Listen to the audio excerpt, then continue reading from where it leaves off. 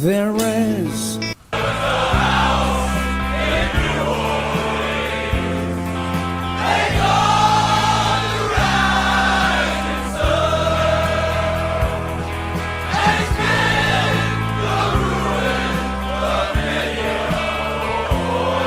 and God, I know I'm one.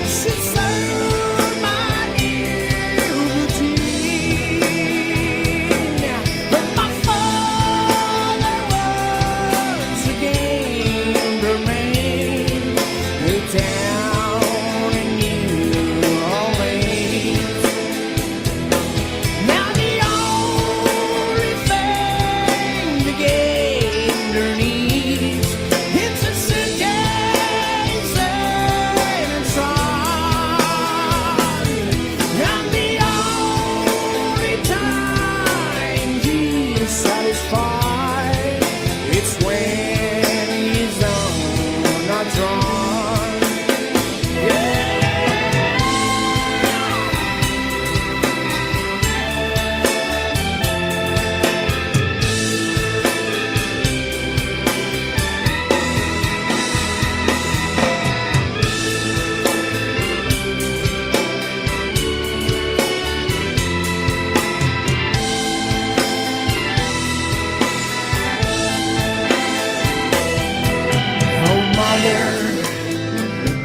Tell your children not to do what I have done, or spend your life in sin and misery in the house of the rising sun.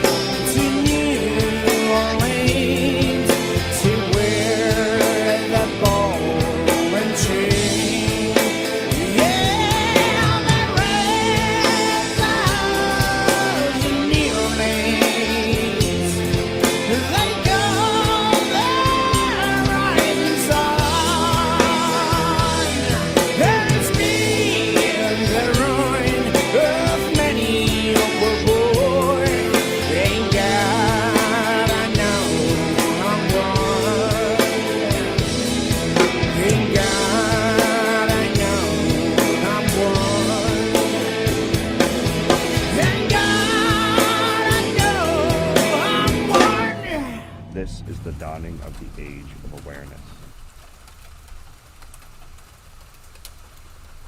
What up, guys? Welcome to the Real Mighty Joe Show. We're going to be joined by Jim Price in a little while. He's taking a little break. He just finished his show, and I told him to take his time and come and hang out with us when he's ready. So to start tonight's show off, what I do want to do is I actually want to watch, because I was watching Jim Price's show and hanging out with all you guys that are hanging out in this chat, I missed Joe Biden's speech tonight. I got his whole speech called up. I want to watch what our resident said today. So I'm going to start out with that, and at some point Jim Price is going to join us, and I'll tag him in when he gets in the waiting room. I'll let him come in and hang out. But I'm going to start the show out. We're going to watch our resident-in-chief give a speech and see what he had to say today, because I haven't heard it yet. So this is going to be fresh to my ears. Here we go. Liz Cheney there. Let me see. Can I make it like full screen, or is this a shitty... Man, this is a shitty feed. Give me a second. I'm not going to share that one because I can't make it go full screen. Give me a second. I'm going to find C-SPAN on YouTube. Just give me a second. I'm gonna look it up a better one. But hold on. YouTube Joe Biden today full.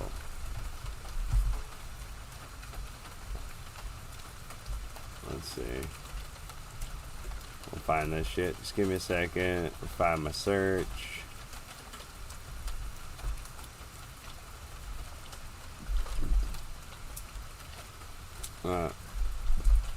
Refined it too much. Hold on.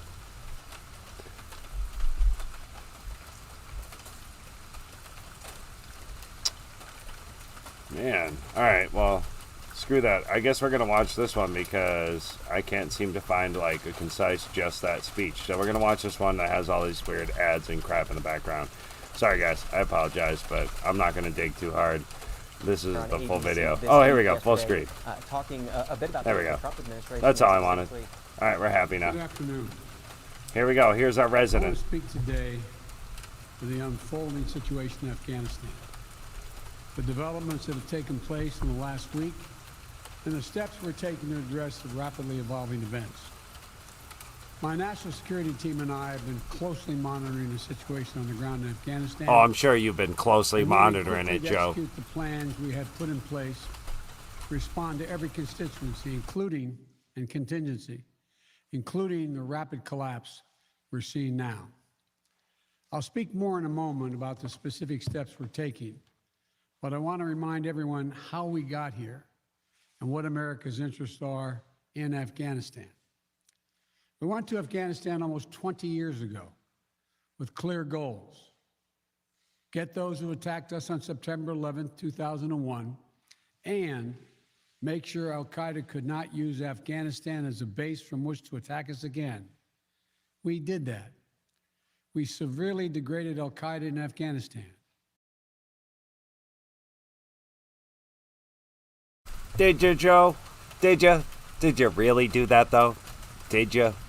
Like, have you seen the news, Joe? Joe, have you seen the fucking news? I'm just asking. Because it doesn't sound like you did that. We never gave up the hunt for Osama bin Laden, and we got him. That was a decade ago. Our mission in Afghanistan was never supposed to have been nation building. It was never supposed to be creating a unified, centralized democracy. Our only vital national interest in Afghanistan remains today what it has always been: preventing a terrorist attack on America's homeland. I've argued for... See, silly me, I was going to guess opium, but apparently he said it was that. I thought it was opium, and it's supplying it to the Chinese, but maybe I'm wrong. I don't know. For many years that our mission should be narrowly focused on counterterrorism, not counterinsurgency or nation building. That's why I opposed the surge when it was proposed in 2009 when I was vice president. And that's why as president, I'm adamant we focus on the threats we face today in 2021, not yesterday's threats. Today, the terrorist threat has metastasized well beyond Afghanistan. Al-Shabaab in Somalia, Al-Qaeda in the Arabian Peninsula, al-Nusra in Syria, ISIS attempting to create a caliphate in Syria and Iraq, and establishing affiliates in multiple countries in Africa and Asia. These threats warrant our attention and our resources. We conduct effective counterterrorism missions against terrorist groups in multiple countries where we don't have permanent military presence. If necessary, we'll do the same in Afghanistan. We've developed counterterrorism over-the-horizon capability that will allow us to keep our eyes firmly fixed on the direct threats to the United States in the region and act quickly and decisively if needed. When I came into office, I inherited a deal that President Trump negotiated with the Taliban. Under his agreement, U.S. forces would be out of Afghanistan by May 1, 2021, just a little over 3 months after I took. For the record, that would actually be before the Afghani fighting season, you know, so they have like basically the good weather to fight and like raise shit in, and it's either too hot or too cold. So yeah, I'm just for the record, that's a factor in this. Office. U.S. forces had already drawn down during the Trump administration from roughly 15,500 American forces with 2,500 troops in country. And the Taliban was at its strongest militarily since 2001. The choice I had to make as your president he made choices. was either to follow through on that agreement or be prepared to go back to fighting the Taliban in the middle of the spring fighting season. Yeah. There would have been no ceasefire after May 1. There was no agreement protecting our forces after May 1. There was no status quo of stability without American casualties after May 1. There was only the cold reality. So this is just such a pathetic fucking attempt to be like, it's not my fault. It was like Trump didn't have a plan. Well, you know what? Like, his plan involved getting the equipment and civilians out first, you dipshit. You did it in the wrong order. Like, to take fucking ownership for your fuck up. This is Saigon. Like, this is bad. Have either following through on the agreement, fucking dumbass, man. Withdraw our forces, or escalating the conflict. This is really all just trying to thousands more Americans. To be honest, the timing of this is really just to distract us from the fact that the audit results in Arizona come out this week. Like, this is gonna dominate the news cycle for over a week. And this is their plan. They're going to try and flood it with this bullshit, you know. They knew they lost the war. That's why Trump was going to try and withdraw, but he was going to do it a lot more intelligently, and he wasn't going to give the fucking Taliban all of our fucking high-tech weaponry. I mean, it's fucking insane. It's fucking insane what's going on right now. It's like, if you can't fuck that up that bad by accident. It's not physically possible. It has to be on purpose. By the direction of China, absolutely what we're looking at. This is just a tragedy. It's a tragedy and a travesty. It's fucking horrible. Combat in Afghanistan, lurching into the third decade of conflict. I stand squarely behind my decision. After 20 years, I've learned the hard way that there was never a good time to withdraw U.S. forces. That's why we're still there. We were clear-eyed about the risk. We planned for every contingency, but I always promised the American people that I would be straight with you. The truth is, this did unfold more quickly than we had anticipated. So what's happened? Afghanistan political leaders gave up and fled the country. The Afghan military collapsed, sometime without trying to fight.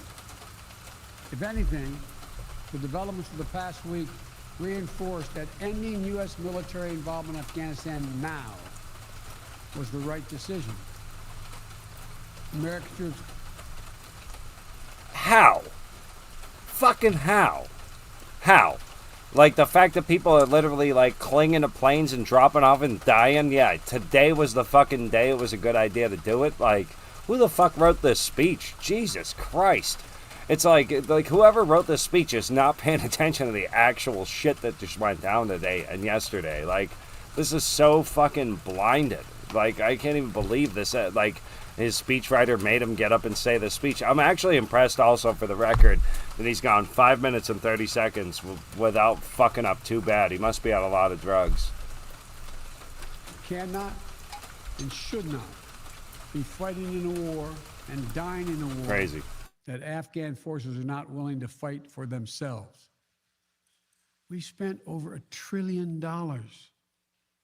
We trained and equipped an Afghan military force was some 300,000 strong, incredibly well equipped, a force larger in size than the militaries of many of our NATO allies. We gave them every tool they could need. We paid their salaries, provided for the maintenance of their Air Force, something that Taliban doesn't have. Taliban does not have an Air Force. We provided close air support. We gave them every chance. Taliban totally has a fucking Air Force now, you dipshit, because of your fucking goddamn... They have more Blackhawks than 168 countries, you cocksucking cunt. Fuck you. Absolutely fuck you. I hate the fact that your name is Joe and my name's Joe, because it just makes people like me look bad. You're a piece of shit, and you don't deserve the fucking name. All the other Joes I know are cool. You're a piece of shit. Fuck this guy. Determine their own future. We could not provide them was the will to fight for that future. There's some very brave and capable Afghan special forces units and soldiers. But if Afghanistan is unable to mount any real resistance to the Taliban now, there is no chance that 1 year, one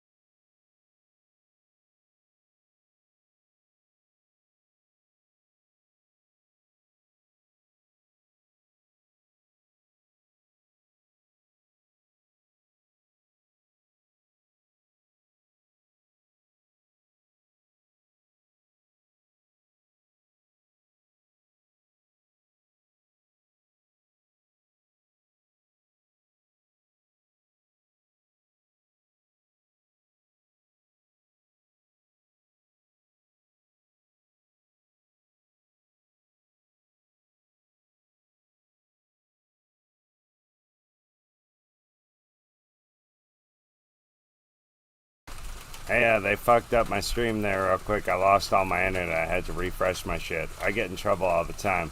I'm like, how am I getting in trouble for playing Joe Biden's speech, though? It's like, fuck you guys, dude. I'm literally playing the damn president. Like, talking.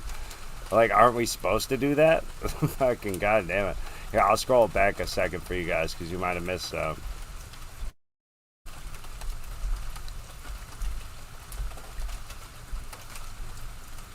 Believe to my core. It is wrong to order American troops to step up when Afghanistan's own armed forces would not. The political leaders of Afghanistan were unable to come together for the good of their people, unable to negotiate for the future of their country when the chips were down. They would never have done so while U.S. troops remained in Afghanistan, bearing the brunt of the fighting for them. And our true strategic competitors? Again, sorry, I know it's echoing because my rain's real loud in the background. I'll try and mute my mic when he's talking. But again, like, he's actually fucking lying, because our troops weren't bearing the brunt of it at all. In fact, we hadn't had a single casualty in a year and a half. The cocksucker just is lying again. Like, this is just, like, none of this is true. Not a single stitch of this shit is true. Fuck this guy. China and Russia would love nothing more than the United States to continue to funnel billions of dollars in resources and attention into stabilizing Afghanistan. Again, bullshit. China and Russia want us out of there so they can put their money in there. Like, we know this shit, man. And indefinitely. When I hosted President Ghani and Chairman Abdullah at the White House in June, and again when I spoke by phone to Ghani in July, we had very frank conversations. We talked about how Afghanistan should prepare to fight their civil wars after the U.S. military departed, to clean up the corruption in government so the government could function for the Afghan people. We talked extensively about the need for Afghan leaders to unite politically. They fail to do any of that. I also urged them to engage in diplomacy, to seek a political settlement with the Taliban. This advice was flatly refused. Mr. Ghani insisted the Afghan forces would fight, but obviously he was wrong. So I'm left again to ask of those who argue that we should stay, how many more generations of America's daughters and sons would you have me send to fight Afghanistan's civil war when Afghan troops will not? How many more lives, American lives, is it worth? How many endless rows of headstones at Arlington National Cemetery? I'm clear on my answer. I will not repeat the mistakes we've made in the past. Mistake of staying and fighting indefinitely in a conflict that is not in the interest of the United States, of down on a civil war in a foreign country, of attempting to remake a country through the endless military deployments of U.S. forces. Those are the mistakes we cannot continue to repeat because we have significant vital interest in the world that we cannot afford to ignore. I want to acknowledge how painful this is. The scenes we're seeing in Afghanistan, they're gut-wrenching, particularly for our veterans, our diplomats, humanitarian workers, for anyone who has spent time on the ground working to support the Afghan people, for those who have lost loved ones in Afghanistan, and for Americans who have fought and served in the country, serve our country in Afghanistan. This is deeply, deeply personal. It is for me as well. I've worked on these issues as long as anyone. I've been throughout Afghanistan during this war, while the war was going on, from Kabul to Kandahar to the Kunar Valley. I've traveled there on occasions. I've met with the people. I've spoken to the leaders.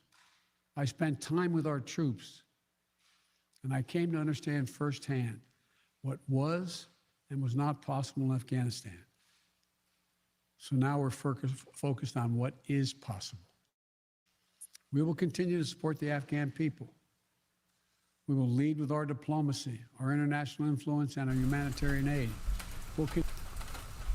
Is he supporting the Afghan people that were clinging to the bottom of the fucking military planes, trying to fucking hopefully get tucked up with the wheels dropping fucking 1,000 feet?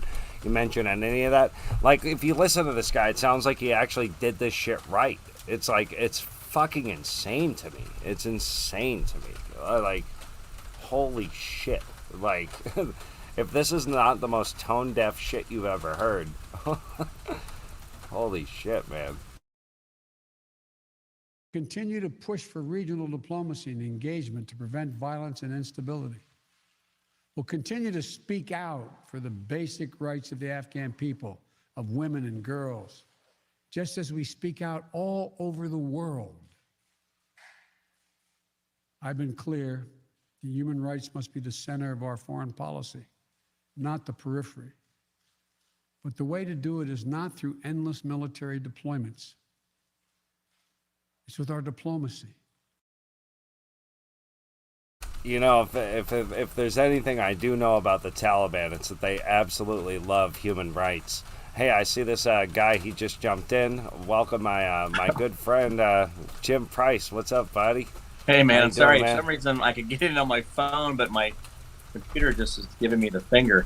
Hey, did you just Oh, see yeah. that the Taliban released a statement stating that they will only negotiate with a legitimate president, Donald J. Trump? No, is that real? Is that real? Yes. On Let's see if I Twitter? can- Dude, if you could, dude, we got the chat. If you can pop it in the private chat, I'll let pop me, it up on the let screen. me jump Hardcore, in dude. real quick with this. Okay, so with there, you got That some is rain insane. going on, huh? No fucking way, dude. That's funny. This is something. Okay, let's see if I can dump it in the chat here. Let's see where am I at here. Yeah, dude, I'm watching this like Sleepy Joe press conference. We got like, dude, what, like 5 minutes left. I don't know if you've seen any of it, but dude, we've been watching it. I hadn't seen it because I was watching your show. Right. But like, holy shit, is it bad? Like, it's like whoever wrote this shit like literally didn't watch the news over the last 2 days. It's like they're like arguing like an old like. It's just not even right. It's like they're pretending everything that just happened over the last 4 days just didn't happen. They're like, yeah, we're supporting the rights of all these people. It's like, literally, you left citizens behind. People are falling off of planes. Like, you're not, like, addressing any of that shit right now. Yeah, I did not It's get insane, that man. right. That didn't go through the way I needed it to. Let's see. Oh, there we go. I got something in the private chat. I think it just popped up. Hold on. Can you get Yeah, that I link? got you. Up? Yeah, I think I can. Give me a second. Even if it's not a hyperlink, I think I can copy it and put it in the Are you thing. is it raining there? Dude, yeah, it's raining, man. Yeah, North Carolina, dude. We're like a temperate rainforest, man. That file can't be accessed. Whatever the hell you just sent me. Yeah, Don't like sorry that. about that. Let me, can I do, God, what can I do here? You can send anything through Twitter. You can send Oh, it to let me send me you my, that way. I'll just send you my text real quick. I'll send you my text. Let's do that. Text me something and then I can figure it out. Yeah, I'll send it to my own Discord and then pop it up into something. I'll find a way to make it happen. There you go. I just texted to you, so we're back. All right. If you texted it to me, then I can take it from there. There we go. And do something with it. Oh, so this is breaking news. So this came from Telegram, Real Taliban News on Telegram. It says. I mean, even if breaking- it's not, it's still funny. Is this real? We don't even know. know. Right. Breaking Taliban sources claim Joe Biden a legitimate real overview. This government will only negotiate with former Trump presidency. I mean, that would be actually hilarious. I mean, it's like almost like the same thing you see that goes around. It's like Joe Biden released a statement that the Taliban could only enter our embassy if they were vaccinated. Like, Right. It might be as real as that. But dude, if that's a real thing, it'll light up. It'll be around. Like, you dude, imagine? You know they'll suppress the shit. No, wait, hold on. You know as well as I do, they will suppress the shit out of that. That it was some type of LARP or whatever that can't be real. That you know, blah blah blah blah. Yeah, blah. but you saw that picture today of Joe Biden there in the Situation Room at Camp Oh. David. Oh, did you and then see the that the clocks clocks were were off. Yeah, the Yeah. clocks were fucking off. So it's like either the Camp David clocks are wrong, which is actually a much bigger problem. Yeah. Yeah, by the way, that's not yeah. That would actually be a really big problem if the guy with the nuclear codes didn't know what time it was in Moscow. You know, like what the fuck, man? I'm gonna make this go off here in a minute. Wait, what time zone I am? Yeah, like I didn't. Yeah, and then like just outing people on the screen, all that shit. You know, like if those guys were agents, like you just showed their face, that's pretty bad. You know. Oh like, yeah. Well, I got one for you. I just got, and literally, okay. So I was trying to figure out why I couldn't get this to work for whatever reason, just pissing me off. But anyway, so I go and my Miltel guy calls me. He's like, "Hey man, great show with Mike and all that." I'm like, "Hey, appreciate that." He kind of surprised me sometimes because he's a real kind of hardened, he's a hard ass guy. Kind of once in a while, he's like, "Oh, he gets he doesn't get real far out there on the edge of things." And so I'm talking to him. He goes, "Hey, I like that show. I like that guy. I like that show." I'm like, he's talking about aliens and shit, man. What do you? So he's interesting enough for me. Like, so I'm a skeptic when it comes to that shit. Like a lot, like to some extent. Like so, but I'm also into like real ancient history and ancient cultures. Right. And so like the true concept of ancient aliens, if you will, is that like it doesn't matter, and like body and form like doesn't really matter that much. It's really all about consciousness and stuff. So I like if we're gonna deep dive into that deep shit, then it's I'm not the body, I'm not the mind, and like all this is just a fucking dream and an illusion, you know. Like I get into that, like, so then the concept of the Anunnaki or Jesus Christ or Buddha, all that stuff is just thoughts in my point, like at our point in history. So it's beyond that, like where we actually step beyond that, kind of from my perspective, like where it's just like when you get into the certain kind of cosmic soup of yourself, you know, like if you've ever hallucinated really hard, you know, like you come to Jesus and find it, you know. I asked him if he ever did ayahuasca. He didn't respond. No, He sir, didn't I see don't it, do that. no, The I was government's curious. got me papers right now. I can't partake. So Yeah. yeah, you guys, if you guys ever want to go down a pissed off journey, we talk about how I got to where I am today and why I'm. Yeah, actually, so I do want to ask you a lot about yourself, because you're on my show. Like, I kind of want to like interview you, you know. So like, how did Jim Price start? Like, how did you get your start doing your show? I'm really curious about that, to be honest. So I'm gonna drop you down like this. You guys get to see the. So I redid the studio. His chest looks big from this angle. I'm like God effect, rawr, you know. So I left the beam exposed, so I put a beam in, and I left it exposed because I wanted to leave that raw out. And so anyway, I've been working on that. Let me I'll move some of this stuff out of the way here. All right, let me go down this path a little bit with you. Yeah. Okay, I told you to ask you about you want to talk about spiritualism, right? So let's get well, all right. So my first question, actually, so I talked to Jim for about a half hour the other day. It was an hour. It was an hour. It was probably like a fucking hour. All right, it was probably a fucking hour. That's probably about right. But I went to ask you about how you were raised, like spiritually, and you were like, yeah, that's good discovery stuff. We'll wait on that. So why don't you tell me that? Because you didn't tell me that the other day. Okay, I'd like to hear that part first.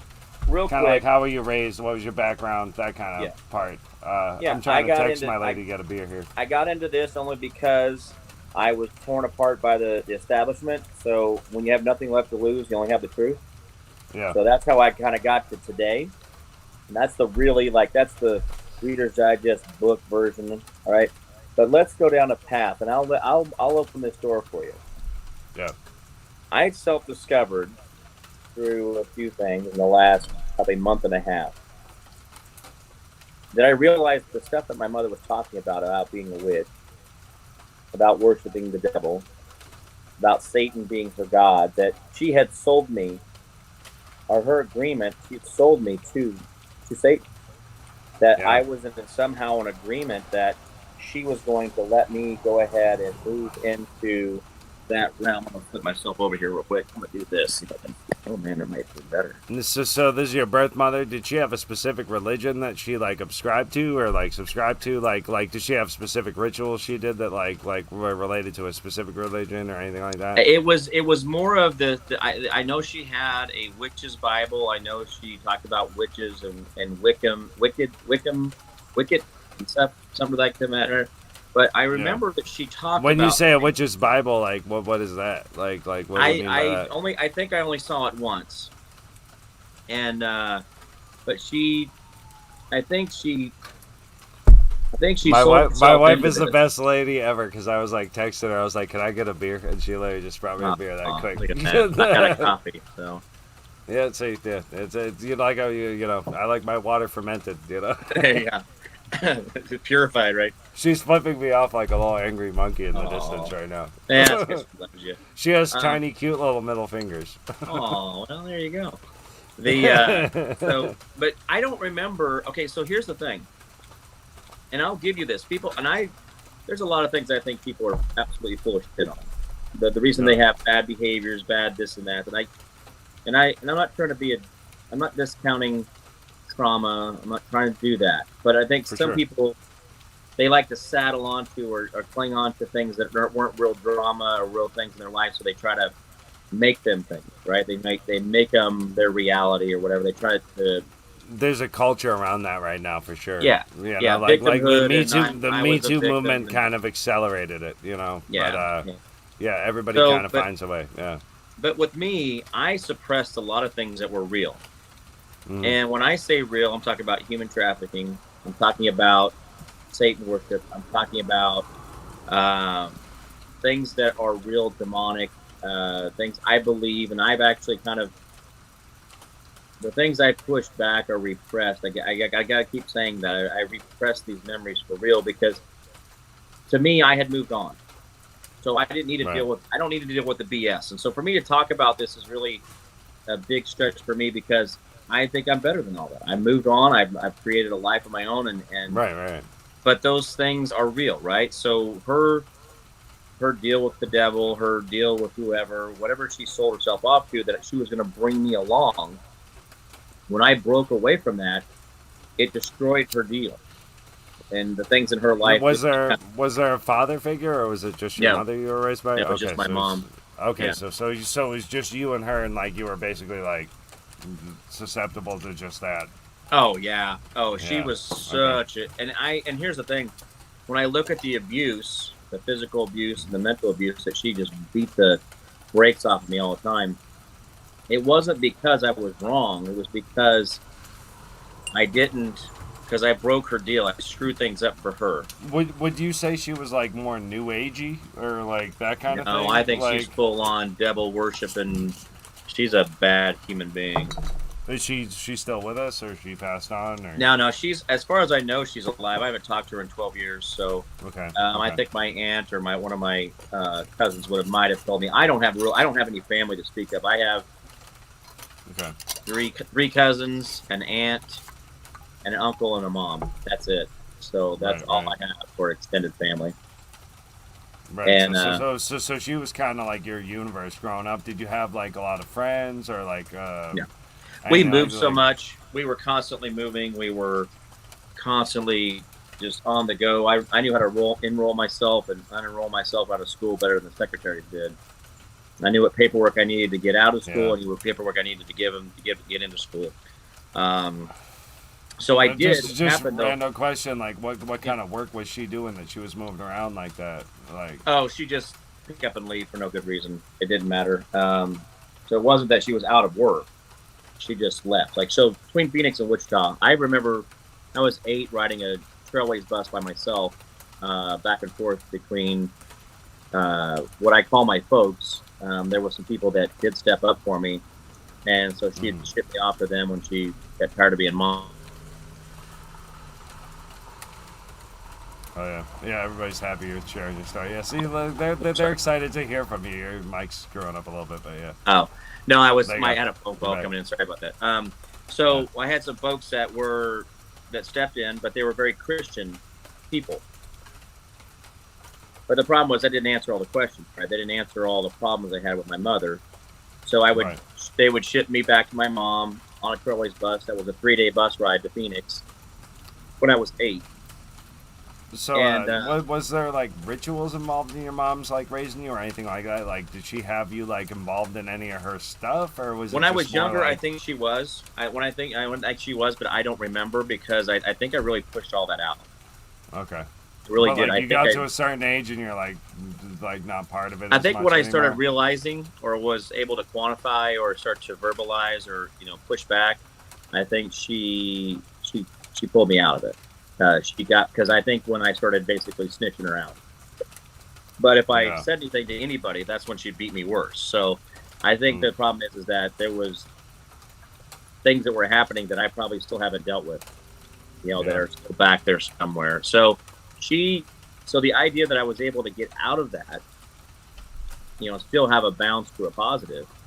You can call that intellect. You can call that good luck. How old were you when you like kind of broke away from your mom's grip, if you will? To be honest with you, the real breakaway probably wasn't until 18. Yeah. I did move out of the house at 15. Okay. But I still kind of allowed her to kind of claw back in. But when I was 18, I do remember, kind of going back to it because it was comfortable or convenient. Right. But then it was just different. So it was different for me. So this is something you got him with those other Everything folks, I'm telling right? you. What's that? You got him with those other folks that were raising you. You said like you kind of viewed them as parents between like 15 and 18. Is that what you're saying? When I was 8. When I was 8, I was 8 when they stepped in. 9, and I was living in a house of prostitution at 8. So to tell you that, the kind of environment I was in was the worst of the worst. I mean, when people talk about like, oh, I had a, I like, no, man, I was on government. That's rougher than me, man. I went through some drugs and stuff, and I went through some hard times, but a lot of it was, family and self-inflicted and stuff. Like, all my stuff, I think I've fully processed and digested at this point. I don't think I've ever gone through anything at this point that I haven't fully understood. And Right. everybody goes through shitty shit, like there's lots of shitty shit, I definitely. I don't know if that's a medical term, shitty shit. If that's, I'm the youngest of 3, and I swear to God, me and my brother and sister beat the shit out of each other worse than anybody else in life has beat the crap out of me. like growing, right. It was like a daily Royal Rumble in our house, like it was like. But it made me a tough person, and that's what it is. And you and I are around the same age. I remember we talked about that, and it's like what you're going through. Like you said, you haven't quite processed all of it because there is some of that shit, like deep in there. And okay, I'm gonna switch off of there onto here. How about that? Let's see if this is any better. Can you switch me? Can you let this Jim Price in? Yeah, if you pop up as the second guy, I'll let you in. Yeah. Oh, thanks, bro. I'll let two Jim Prices in here. Let you both in at the same time, just for fun.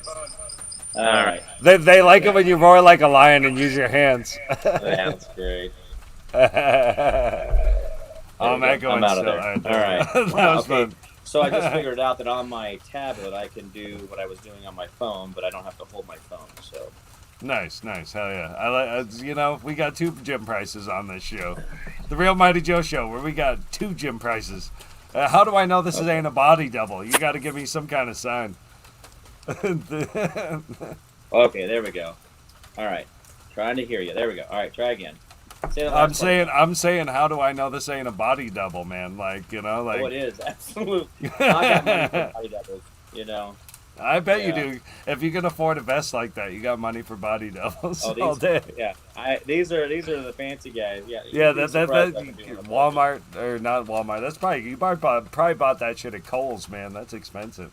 Actually, it's probably $30 whole dollars. I think that's what I spent on it. At least you're being nice to me, right? It looks good. Yeah. But the sad part of it is that there's things that in life we don't. I told you this is stuff I haven't really even shared with anybody yet. I mean, I still haven't. This really is great. processed. I mean, it's amazing to hear, man. Oh yeah. I mean, thanks for taking the time and talking. I mean, that's kind of how I like to do an interview. It's like. If I'm talking to somebody, I like to kind of just know them. Like, I want to know about you, like how you got into it, So you kind of told all that part, kind of like your childhood stuff. What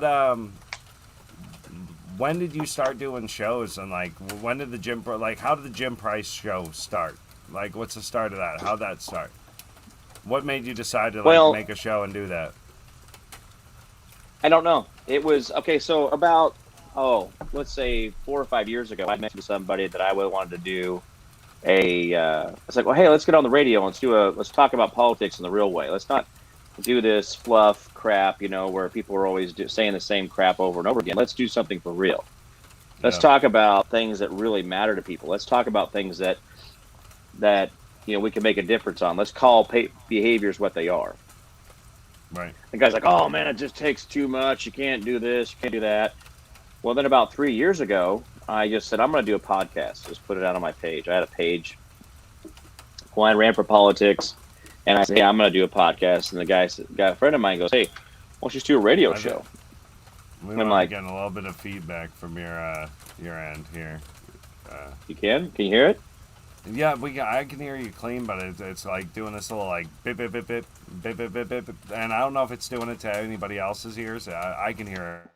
But well, I got you fading out a little bit. So I think I got you fading a little bit on me. Yeah. I get screwed with and throttle a lot too, so I don't know if the sound quality on your iPad. I'm is a hearing little you. worse I'm too. hearing you all right, and I think I'm hearing Right. myself okay. Yeah. Well, It's anyway, not so it's not too bad. Yeah. Keep okay. going. Yeah. So anyway, he just said, "Hey, you know what? Why don't you do a radio show?" And I'm like, "I've never really done a radio show." He goes, "Well, just can't. We'll just do an hour and try that." So I did an hour, and first 2 weeks, and I had such a huge response from it that I said, "Well, let's just do 2 hours because 1 hour doesn't seem to be quite enough to get everything said. So let's do 2 hours." So Right. I started doing 2 hours on Saturday nights from 7 to 9 Central Time. The Jim Price show.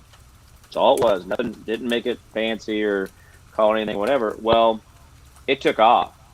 So within 6 months of just doing a Saturday evening 2 hour show, I had 10 million people going through my Facebook page a month. Unique views. So what were you broadcasting that on? It was you said was it local radio or what was it? I was on local radio, but I was doing Facebook Live. I was doing YouTube Live. I was doing Twitter Live or Periscope at the time. Hell yeah. And so that's all I was doing. But Facebook in its own, 10.2 million people were going through my page and watching my videos. My videos were hitting banging numbers. Like I monetized within a minute. It was really weird. Were you doing the whole thing by yourself? Like buddy helping you like all the way through? I had a buddy of mine, Preston. He sat in with me. And he just did the board. Now he kind of anecdotally like, oh yeah, ha ha ha. He never really talked. And so I got to where I had Rudy Giuliani on. I've had Paris Dinar. I've had all these different Republican people on. Yeah. And I just kept calling things, saying individual freedoms, individual liberties. We stand with all patriots. I just kept using those, and then selflessness.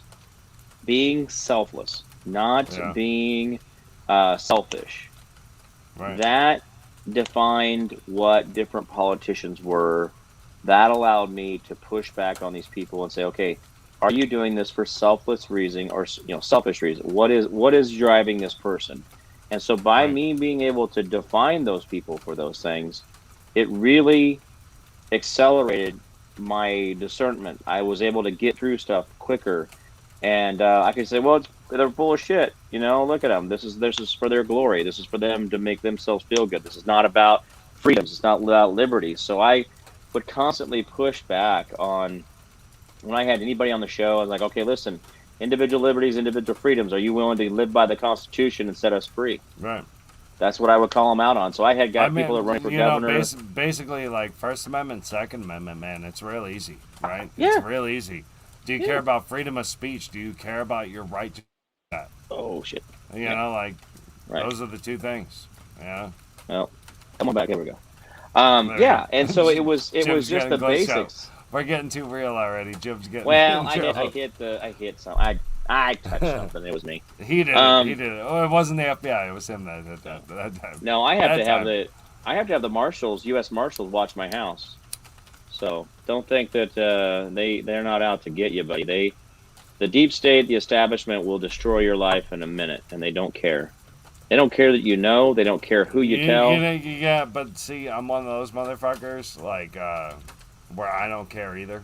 So, it's like, game on, motherfucker, who cares less? Yeah. Well, and when they take everything away, they take away your money, they take away your reputation, they take away your ability to make money or have a future, they take away your retirement. Yeah. You have nothing left. So that's why I am the way I am. I mean, talk about freedoms. And my generation and your generation, basically same thing. Well, we kind of came into this where we don't have a future. Like you're talking about retirements, like everybody in our generation knows we're not going to have Social Security and retirement like our parents' generation did. That's just like gone to the wind. Like it's just not even like it's not even feasible. Like the quality of our care and our life, at that age is not going to be what they got. Well, and that's at where the rate we're going. I at the want rate you we're to, going. If we can change it, we can change it. I want you to have a future not through. I want you to have a future not through government, but I want you to have a future through your own setup.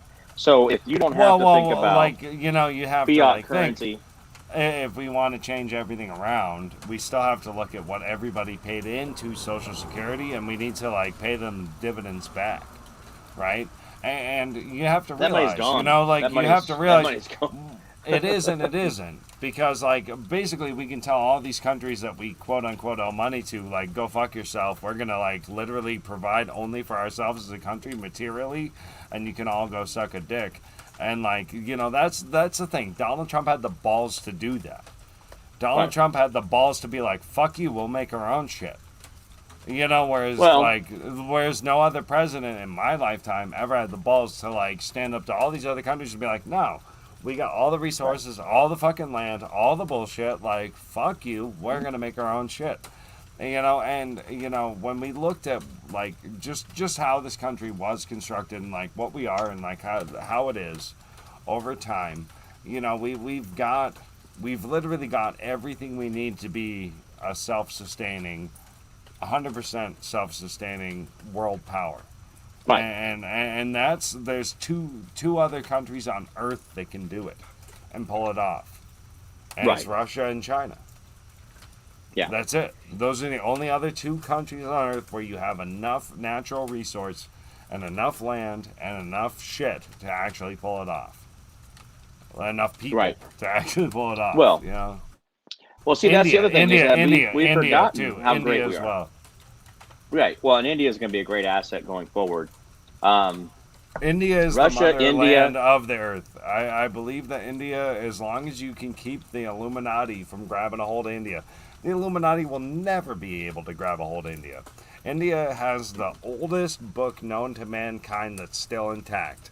And it's intact for a reason. It was passed on by word of mouth that they couldn't burn. They made Right. something you couldn't burn. They passed it on through music and song, and it's been remembered for over 10,000 years and gives us a record of history that lines up with geographical history and astronomical history, older than the Sumerians, which are around 8,000 years old or whatever, and even the Vedic culture could extend past beyond that, because their oldest books say, so say the wise ones of old. You know, Right. so it's like, you know, the oldest book known to mankind ends their first chapter with, so say the wise ones of old. So how old Wow. were their wise ones, you know? Right. Well, that Yeah. falls into what Mike was talking about even today. That, you know, he was talking about. Mike was an interesting talking cat, about- man. I liked Yeah. him. I liked him. I did like him. Well, and that kind of opened up a lot of worms. You know, a lot of cans of worms. Not But just it's one. language. It's Yeah, language because he's talking about chi and prana and the ability to contain the information or the knowledge, right? Right. So in the yogic perspective, you know, in the ancient Vedic perspective, they talk about your strength of your container, right? Like, so we hold this chi, we hold this lightning. We're lightning in a bottle, literally. And Native Americans used to view us as that walking lightning, right? Right. And it's all about how much voltage can you contain, and so someone who went through a horrible life like you did as a child, you have a Right. strong container as a man, you know, Right. and that Well, gives you the ability and to that- hold more lightning. And so, like, he relates that to That the is that right there is Anunnaki and more. aliens. That's more. And what I relate it to is practice and diligence so what I think the separation is I don't believe in the alien ship because it's trying to pretend that that's not a human quality. I think it's very much a human quality that we have the ability to have very That we've been strong told we don't have. containers.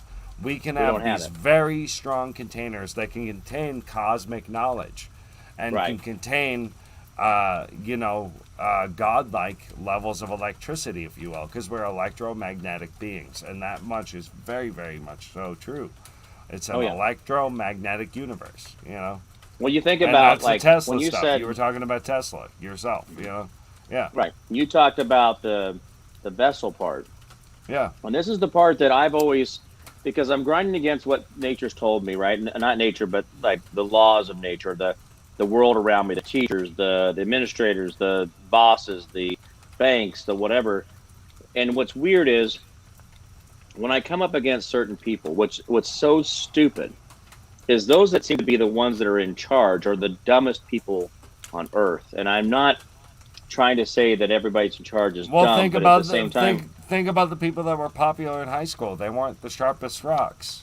oh You no, know, like high school, like the politics of the lunchroom, right? Like, Oh, yeah. like there was Right. the The popular cool kids table. club. Yeah, right, cool kids exactly, club, right? right? Like it goes down to how they organize lunch tables, and like it's a self-organizing system in its own weird way. Right. Right? Well, The sadistic fuckers that want to like fucking be something special all can coagulate, and then all the potheads like hang out like separate from all the other groups. Yeah. Right.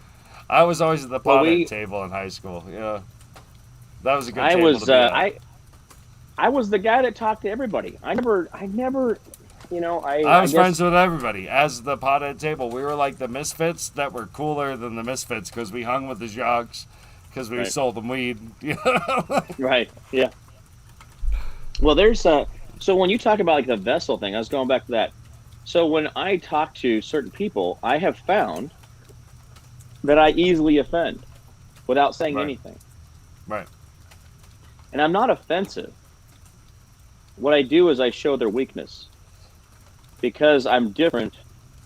And when I talk to them at the level they are, which exposes their weakness of who they are. Right. So it's sad that there's people out there who, because they've gotten to station higher than they should be, when you expose their weakness, it makes them hate you, makes them try to take you down, take you apart, or whatever it is. But at the same time, I have found that when I walk away from certain things, the more I got into being selfless, the more I became a better me. My world has become more amazing than I could have planned for. I mean, I was making, hey, 6 years ago, man, I was making fantastic money. I was So, like, slaying it. the way And I they look took at it all is- away in a second. When I tell you they took away, I mean, it was literally, I had 20 years. I was working on 20 years of savings already. My income, I was going to have my house paid off, 20 years of savings. By the next 4 years, I would have 30 years of savings. Everything would be zeroed out, all credit, and no credit card debt, no house debt, no nothing. Yep. And literally, I could make different choices in life, right? And in less than basically a year, they flushed down the toilet. I mean, it was, and I wasn't, you know, it's not because I was gambling and drinking and doing stupid shit. I mean, this is literally just through legal and all kinds of other bad things they were doing to me that I had to pay for things and try to keep myself above water. And if I hadn't Right. had those means, if I hadn't have had those reserves, where would I be now? I'd be sitting in prison right now. I mean, because that's what they wanted for me. They wanted that or me dead. So to them, it was either death or complete annihilation of my person, and that's what they've done. So as a vessel, I'm stronger So than most. I will bestow upon you the name Real Mighty Jim Price, just because you've been doing all this. So when you're on my show, we'll refer to you as the Real Mighty Jim Price, because I'm the Real Mighty other Joe. guy. I'll be the other guy. I'm the other mighty. Well, No, my it's, my dad is the Real Mighty Jim. I make him that tag name. If he ever shows up on YouTube, he actually watches a lot of these shows. He won't comment, but if Right. you ever see like the Real Mighty Jim pop up in the comments, that's my dad. I don't think you Wow. ever will, but Yeah. he well, watches that's a lot of these shows. He's out there. He's 80, man. He's an old fuck. He's tough as damn nails. He's a different in generation. reality, I though. never Like, thought of they're myself hard as people. When you talk about the strength of the container, his container is fucking oak wood tough. But You see, know, people like- tell me that, and they say, well, you know what, you've done this and this and this and this. You know, I'm like, but hasn't everybody? I don't think of myself as being. No. you know? There's a generation of soft people. We've coddled them. They're soft. Right. You know, and as we as a people go through hard times, and in the next few months and few years, you know, it's a worldwide problem. Everybody's gonna feel it. But it's what needs to be, you know, because I think it's Right. the people rising Oh, up. there But the needs to worldwide be a problem of it purification. and that squeeze is gonna hurt a generation of coddled people. Yeah. You know, like I'm lucky I was born in the 80s, you know, like because we grew up more like real people back then. There's a whole generation from like the 2000s up, and we're in 2021 now, that were raised very differently, you know, and they're softer people, like across the board. Yeah. And certain countries are trying to raise hard people, you know. So like in Russia, it's all about raising tough, hard people now. And in China, it's all about raising tough, hard people, and now we're all about gender pronouns over here. You know, like what the fuck, man? We're so stupid, man. But you know, there's been snowflakes, and there's always been snowflakes in history, and they usually are the reason that any great thing will fall is because you know they'll be the cancer from within. You know, they'll tear apart a society, and that's the sad part is they do exist. What I think they're doing is they're just like beating like our fucking heads down with a narrative, but the average person doesn't agree with any of it. Like any of it. You know, like the average person I talk to, I've been worked through this whole thing. I'm an essential employee. I was an essential employee the whole time, which is also just reminded me of Nazi Germany, like being deemed an essential employee or a non-essential employee. I was like, oh, I'm essential. Like, I guess I guess I'm one of those assholes that gets to fucking operate the lever that fucking dispenses the gas. Is that a privilege? Right. You know, like. Yeah. Fuck, yeah. Man. Turn the valve on, turn it off. I was born in 1984, man, and that novel, I read it. You know, I read Anthem. I still haven't read Animal Farm. That's the other one I gotta read. But there is some of those out there that I have. You know, I know about and I haven't read only because if I do, I don't know the rage. Can you hold back the rage? Well, no, I think you should read Anthem by Ayn Rand. I think it's an excellent fucking one. And I think 1984 is more like Ayn Rand. The whole Have you read Ayn The Day Rand After story, Tomorrow? In Ayn Rand's story, love wins, which is powerful. You know, because everybody's a number. It's farther along than 1984. It's like if 1984 had been happening for 50 years, and like everybody was in breeding farms and everybody was a number and love was outlawed. But you know they have breeding outlawed. farms in Germany, right? You know about that. I mean, dude, John of God. No, in Germany, the Nazis had that. Do you know about They John of called them God? sleepaway camps. Do you know about the guy John of God that Oprah had on her show and supported his work? And it turns out that he was actually like breeding people like himself, like knocking up like 60 ladies. Epstein was into that shit. He had a place out in like the Midwest. Germany had entire farms where the kids would go as soon as the girls were at the 15, 16-year-old, as soon as they started having periods, they were sent to the sleepaway camps, and then they would go have sex with these other, you know, considered to be perfect men, and they were taking these babies and putting them into huge dormitories, and the babies were dying because there was no human touch. They would literally just die because of the lack of human touch. They would be perfectly healthy, and they just die. Now I give you another one. So like when you have preemie twins, and you separate them in incubators, they often die. If you keep them together, they live. Right. So I raise you that human contact. Okay, so that's why they separated us last year, because human touch, human contact is what keeps us alive. Oh, did I lose you? I think I lost you. Are you out there?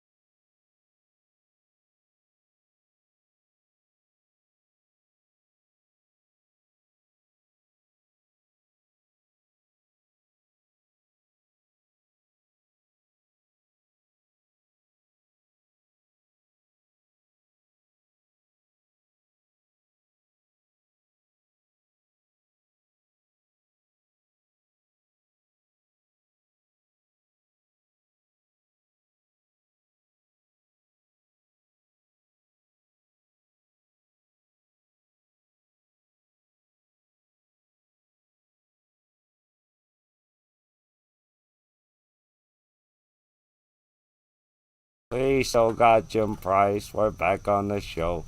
Mighty Joe just lost power there for a second, and his internet got reset. Yeah. I don't know what that was about because there's no storm or lightning. It was all over, you know. So It happens.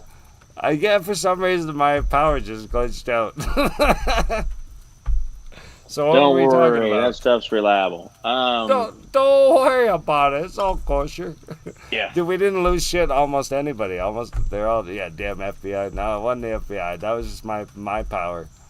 Yeah. My I end, don't my remember what we were fault. talking about. Shit, nobody does. We were talking about some We were talking about something and we got shut up. So well, that it was kind of throws probably you good. off when everything freezes. You're like, oh. Yeah. So, Illuminati, everybody's Yeah. wrong. The fucking life, chi, fucking universe. Here, how about this? We'll do a react video. We'll get your reaction to something. I got videos called up or shit to look at. Okay. Let me see. Here, I got something from Twitter that was funny earlier. Let's watch that together and we'll react to it. Yeah. all right. Do you hear us now? It's not funny actually. This lady's just badass. Hold on. We'll do a quick react video just to tell YouTube we're back and fuck them. They violate their constitutional oath and thus immediately forfeit their office and authority and their proclamations to be disregarded with impunity and means anyone, Congress, Senate, Governor, President. They have broken constitutional law and therefore they all must step down or face a revolution. And let me remind you, let me give you some numbers. 330 million people, okay? 535 in Congress, okay? 2 million in our military and 160,000 in our police force.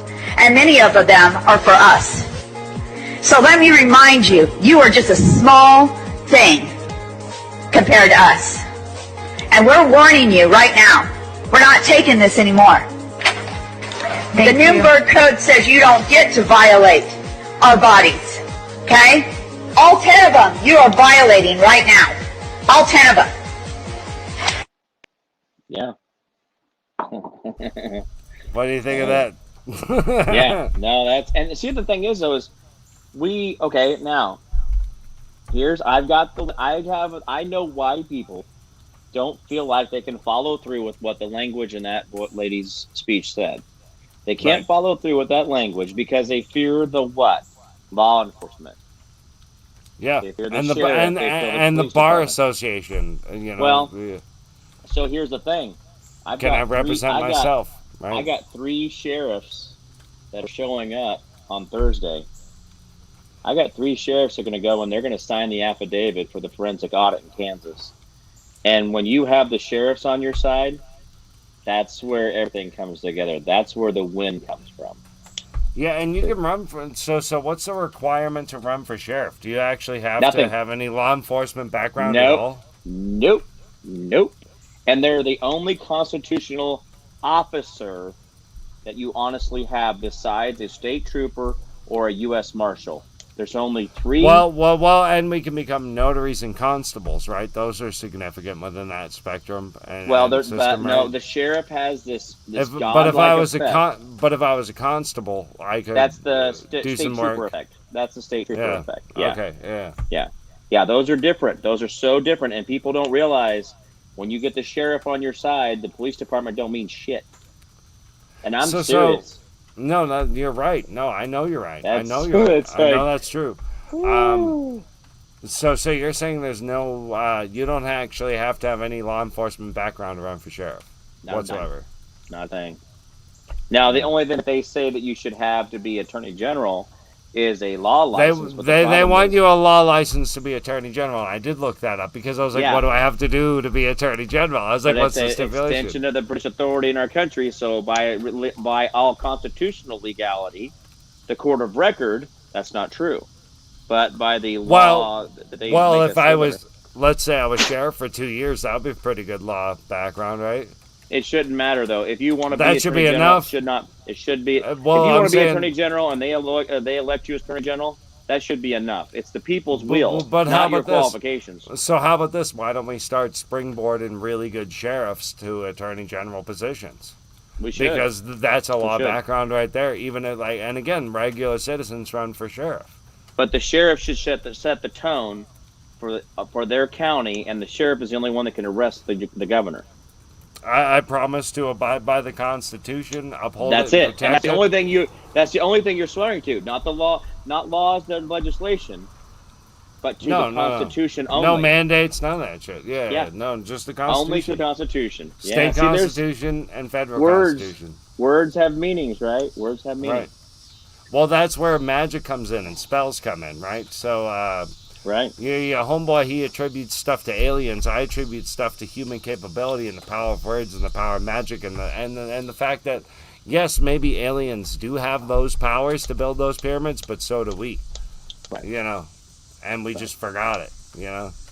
Well, it was withheld from us. The sins of our forefathers has kept our powers from us, right? Kept for our abilities from us. So the things that, okay, so one of the ladies who was commenting on it quite often, you know, she's a lady who is very, you know, earthy, very connected, that kind of stuff. Sure. And when we first met, that's all she kept saying, I'm getting chills. I'm getting chills. And I've actually had that quite often with people that are very connected, that they all say that same thing when they meet me, that they almost, like, I've had a lot of people that won't do readings and stuff on me only because they fear. I mean, I'm not being weird here, but they fear me. And I'm like, I know, I want you to do a reading. Oh, no, I can't do that. I can't do that. And I'm like, so, you know, but that's weird. I can go to my house and get another beer for myself and a deck of cards if you'd like. You know, and the thing is I'm here on your show, so remember, you're if you want a you're reading, the producer. You were talking about reading. I mean, I ain't afraid to pull a card on you. I'll pull a roomie card on you if I can find the deck, real quick. All right. Well, if not, it'll be a Mother Peace Tarot deck, but I'll pull a card on you real quick. Give me a second. I'll give you a reading. People telling they're afraid of giving you readings. I ain't scared of shit, dude. I got you, Jimmy. All right, you just gotta entertain him for 2 seconds while I run in the house. You got a co-host for 2 seconds. See, this is the cool. Well, the cool thing about having people on the show when you do them by yourself, like the other day I was doing one by myself a couple days ago, and I had to piss for like 20 fucking minutes, you know, like real bad. There. And finally I got a video on that I had already seen that I didn't need to live react to that was long enough, and I like ran and like pissed real quick. I did that. So you can cover me for 2 seconds, but I'm gonna grab a deck of cards of some kind. I'm gonna find the first tarot deck I find. It'll either be a tarot deck or a roomie deck, and I'm going to pull a card or two for you. All right, man. Because you said people are afraid to read your shit. They do. I ain't scared, buddy. Yeah, well, we both suffered from night terrors as kids, right? You know, we talked about that. And just like the my problem is I'm worried that the night terrors were actually not terrors; they were actually real. So I got a band-aid on my thumb today, right? This is a real story. So fucking last night I was sleeping. I fell asleep on the couch watching TV, and in my dream I was fighting a guy, and I had him boxed into a corner, and I was going to do the knockout punch, and I woke up. I punched my table next to my couch in my sleep. That's what woke me up this morning, literally. So I literally Nice. Whatever the fuck that fighting means. them in your dreams, man. Yeah, dude, I fight demons in my dreams all the time. I'm gonna grab myself another beer, and I'm gonna get a deck of cards. I'm gonna pull you some cards, dude. All right, Price. do it. Let's do it. Yeah. Impress the fans, right? All right. Well, while he's gone, a couple things. You know, when I was talking about when I was a kid, I've had to come to the realization that there's things that I had to push away only to survive, only to be able to be a different person, and so that itself is a hard realization for a person who feels like they've worked their life to get past those things and be a better man. So now, now that I'm looking at those things, now I have people that are reaching out to me. It seems like I'm opening up and I'm allowing myself to see other things. So now I'm seeing more people are seeing me, and it's an evolution. It's a climb, and I call it a journey now. I never used to call it a journey. I don't know if that sounds earthy or granola or whatever you want to call it, but I'm on a journey, and things are different for me now, and it's been good. And so, but the show itself, the things I've been doing, every day I learn stuff about the world, and I want to tell people about that. I want to tell people about what's really going on and the evils that are so unbelievable that even when you say them out loud, it's almost still not enough. You still like you feel like you just need to repeat it and repeat it and repeat it until somehow it starts to sink into the reality. That's such a deal. All right. Yeah. Uh-oh. Hell yeah, There man. he I is. found like the one I wanted. My lady is like the best lady in the world. Like, Uh-oh. she knows when I'm on a show, like, to like help me and like be my buddy. And I'm like, I was looking for this deck. Where the hell? We just moved to a new house a couple months ago. Right. So like, I don't know where any of my shit is. Like, where's Oh. the thing? So this is not a tarot I've been in my deck. house 8 years. I'm still looking for stuff, so I don't know. So this is not a tarot deck. This is not traditional tarot in any stretch of the imagination. This is just a deck of cards.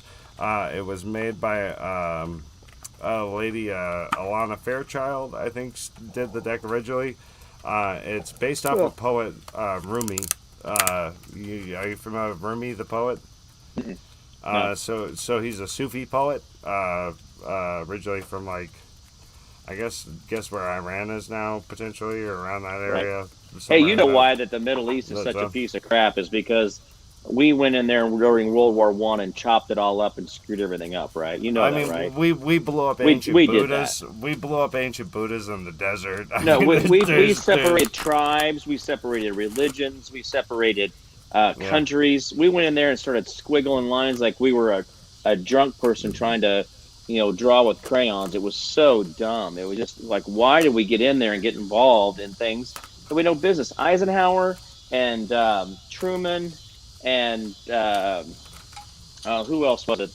What was the other generals that were involved in that shit? They just screwed it all up. Right. They, Eisenhower, yeah, Truman, yeah. Well, I mean, like, you're talking Even about MacArthur was involved in some of that crap. Where how you're saying how they divided up Israel and like that bullshit? No, not so much Because- Israel. It was the Afghanistan and Iraq, Iran, and they carved everything up. Basically carved borders where there was never borders. And yeah, it fucked Right. a lot of shit up. because they had to create a country. Well, they didn't have to. There were people existing there for thousands of years, fine, and Yep. a lot of people went in and fucked it up. That's absolutely Oh, true. yeah. And they displaced millions of people around that time. Oh, That's absolutely absolutely. true. Taboo to talk about it, but that is what happened. My headphones are echoing. All right, so I pulled you card number 24, which is Resplendent with Grace is the name of the card. Here, I'll put it up on the camera so you can see the visionary art that goes with it. Right. So Rumi is a poet I followed for a long time, and my lady is an art historian major. So what was the name of that card? And so it's number 24, and it's called Resplendent with Grace. And this is from the it's the Rumi Oracle deck. Here, I'll put it Right. up in here. Alana Fairchild, and the lady who did the artwork is a visionary artist that my lady is an art historian and followed for years, and I'd been following the poet Rumi for years. And we got the deck, and we were like, holy shit, like, we're both into, like, both these people. It's really weird, you know? But, anyway, so, here, what I'm going to do is read you two ancient poems from Rumi that go with this card as far as how this lady chose it. And as I pulled your card, I was praying for you, and I was thinking of you and trying to, like, identify with your heart and just, like, what would be good for you to hear. Right. And so that's kind of how you do divination if you want to play with this kind of stuff. Right. This is called Hey. Resplendent with Grace. And so this is the first poem. It says, greetings from my heart to you who are always with me, hidden inside as the heart. You are the compass of my life. My course is your way, no matter where I go. You exist everywhere and in everything, always watching over us. My soul brightness in the darkness when I speak your name. I'm sorry, my soul brightens in the darkness when I speak your name. Far beyond the body, there is an opening for my heart into yours. Through that opening, I send you secret messages like the moonlight. I polish the mirror of my heart to be your reflection. I make my ear the receiver, for the tenderness of your words. You are in the ear. You are in the mind. You are in every burning heart. What am I saying? You are I. This is my way to describe you. So that's the first poem. You like that? Wow. Is that Yeah. is that relevant to you? Does that Actually, fit there with you? is. Yeah, creepy. Nice. All right, so Creepy. you got another one coming at you. Hold on. All right. Here's your second poem. Your divine grace clothes me in robes of sky blue and blood red. As a shimmering galaxy of compassion within the field of which no being is excluded. The darkness of night is illuminated, and all creatures are bathed in the fine, golden hue of your presence. There is only beauty beheld now, for there is nothing that is not your artistry, of your divine hand, generous with its grace. So, that's the second one. Wow. Now, it's tradition, I pull you 3 cards, so that was just the first one. So, Right. give me a second. So that's Jim's card number 1. And this is also for everybody listening, because it's just relevant, and it's good poetry, and it's good stuff. So it's like I'm pulling these poems for you out of the thin air, like out of one of the most greatest master poets that ever lived, Rumi. He spoke 72,000 poems in his lifetime. They're thinking something like that that Wow. were attributed by his disciples, but he never wrote a single one down. They all did. Every single poem he ever spoke, he was either playing drums or dancing when he spoke them. Right. So this is an ecstatic poet. All right, you get number 16 next, and you like numerology and stuff anyway. So 24 now 16. This is From Nothing to Everything is your next card. I'll give you the artwork here so you can kind of see it, and you can actually look up the deck and see all these images yourself. Right. But all right, we're gonna read you your next card. Let me find it. See, look at this. We're giving old Jimmy a card reading here. People are afraid to divinate for Jimmy. Your first one is like only 3 lines long. You get 2 poems out of each card. And if you actually like go into this lady's stuff, she goes into like a whole bunch of other more crap. But I just like reading the Rumi poems and looking at the art. That's the way I like to use this deck. So this particular one's real short. This is your first poem. Your second one looks longer. Oh, my friend. If you are longing to be written on, become a blank page. All right, I'm going to read that one twice because that's good. That's your first poem.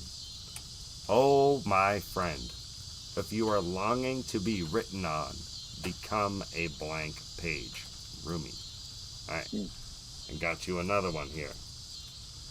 Have you been shedding your skins, your layers, your certainties? Gone are fixed identities and definite opinions. Keep casting those shackles aside, even if you fear you are releasing too much, and then perhaps you shall cease to exist. You shall only cease to exist as you have known yourself to be thus far. Another emanation of you awaits, blazing angel, something more beautiful and true.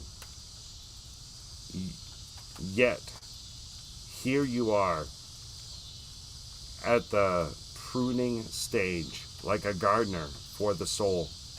Shall the garden spring back to life, or will enthusiastic denuding process be rather too much and unintentionally kill off the garden altogether? Fear not, your soul is made of hardy stuff. It can handle a lot of culling and will shine even brighter for it. There's a great story to be impressed upon your essence. There's a greater story to be impressed upon your essence than the one you are currently dreaming up. Though you are brilliant, no doubt about it, my angel of love, there is one who is even more so. The imagination of the great writer is beyond our comprehension. The stories that pour forth from that cosmic poet in every moment are so rich they inspire the creation of art and music. One such story is especially created for you, yes, you, with a starring role and all the best supporting cast. You shall gasp in wonder, awe, glee, and delight when you hear it. It is a great romance, a great adventure, with an ending truly spectacular and divine. Would you wish to hear it? Become attentive now. Put your own tales aside, as dramatic as they may seem right now, and prepare to be entranced by the greater storyteller, the living poet of love, as you are entranced in a tale of your unfolding divine destiny. Bam! That was your second card. Wow. All right, There you you go. want another? You got one more. We got One one more more. for Jimmy. One more for Jimmy. Number 40, Blessings of Al Hakim. And you got to remember, he's a Sufi, so he's a mystical Muslim. You know, he's a Muslim poet. Number 40. This is for you. Let's see, here we go. Your first one's only 2 lines. Sell your cleverness and buy bewilderment. Cleverness is opinion. Bewilderment is vision. I'll read that one twice because it's good. Sell your cleverness and buy bewilderment. Cleverness is opinion. Bewilderment is vision. All right, that's your second one, or your third one, and this one's not too long. You got about 1 paragraph left for your third card. The gift of wisdom, the blessing of Al Hakim, gurgles up from your heart.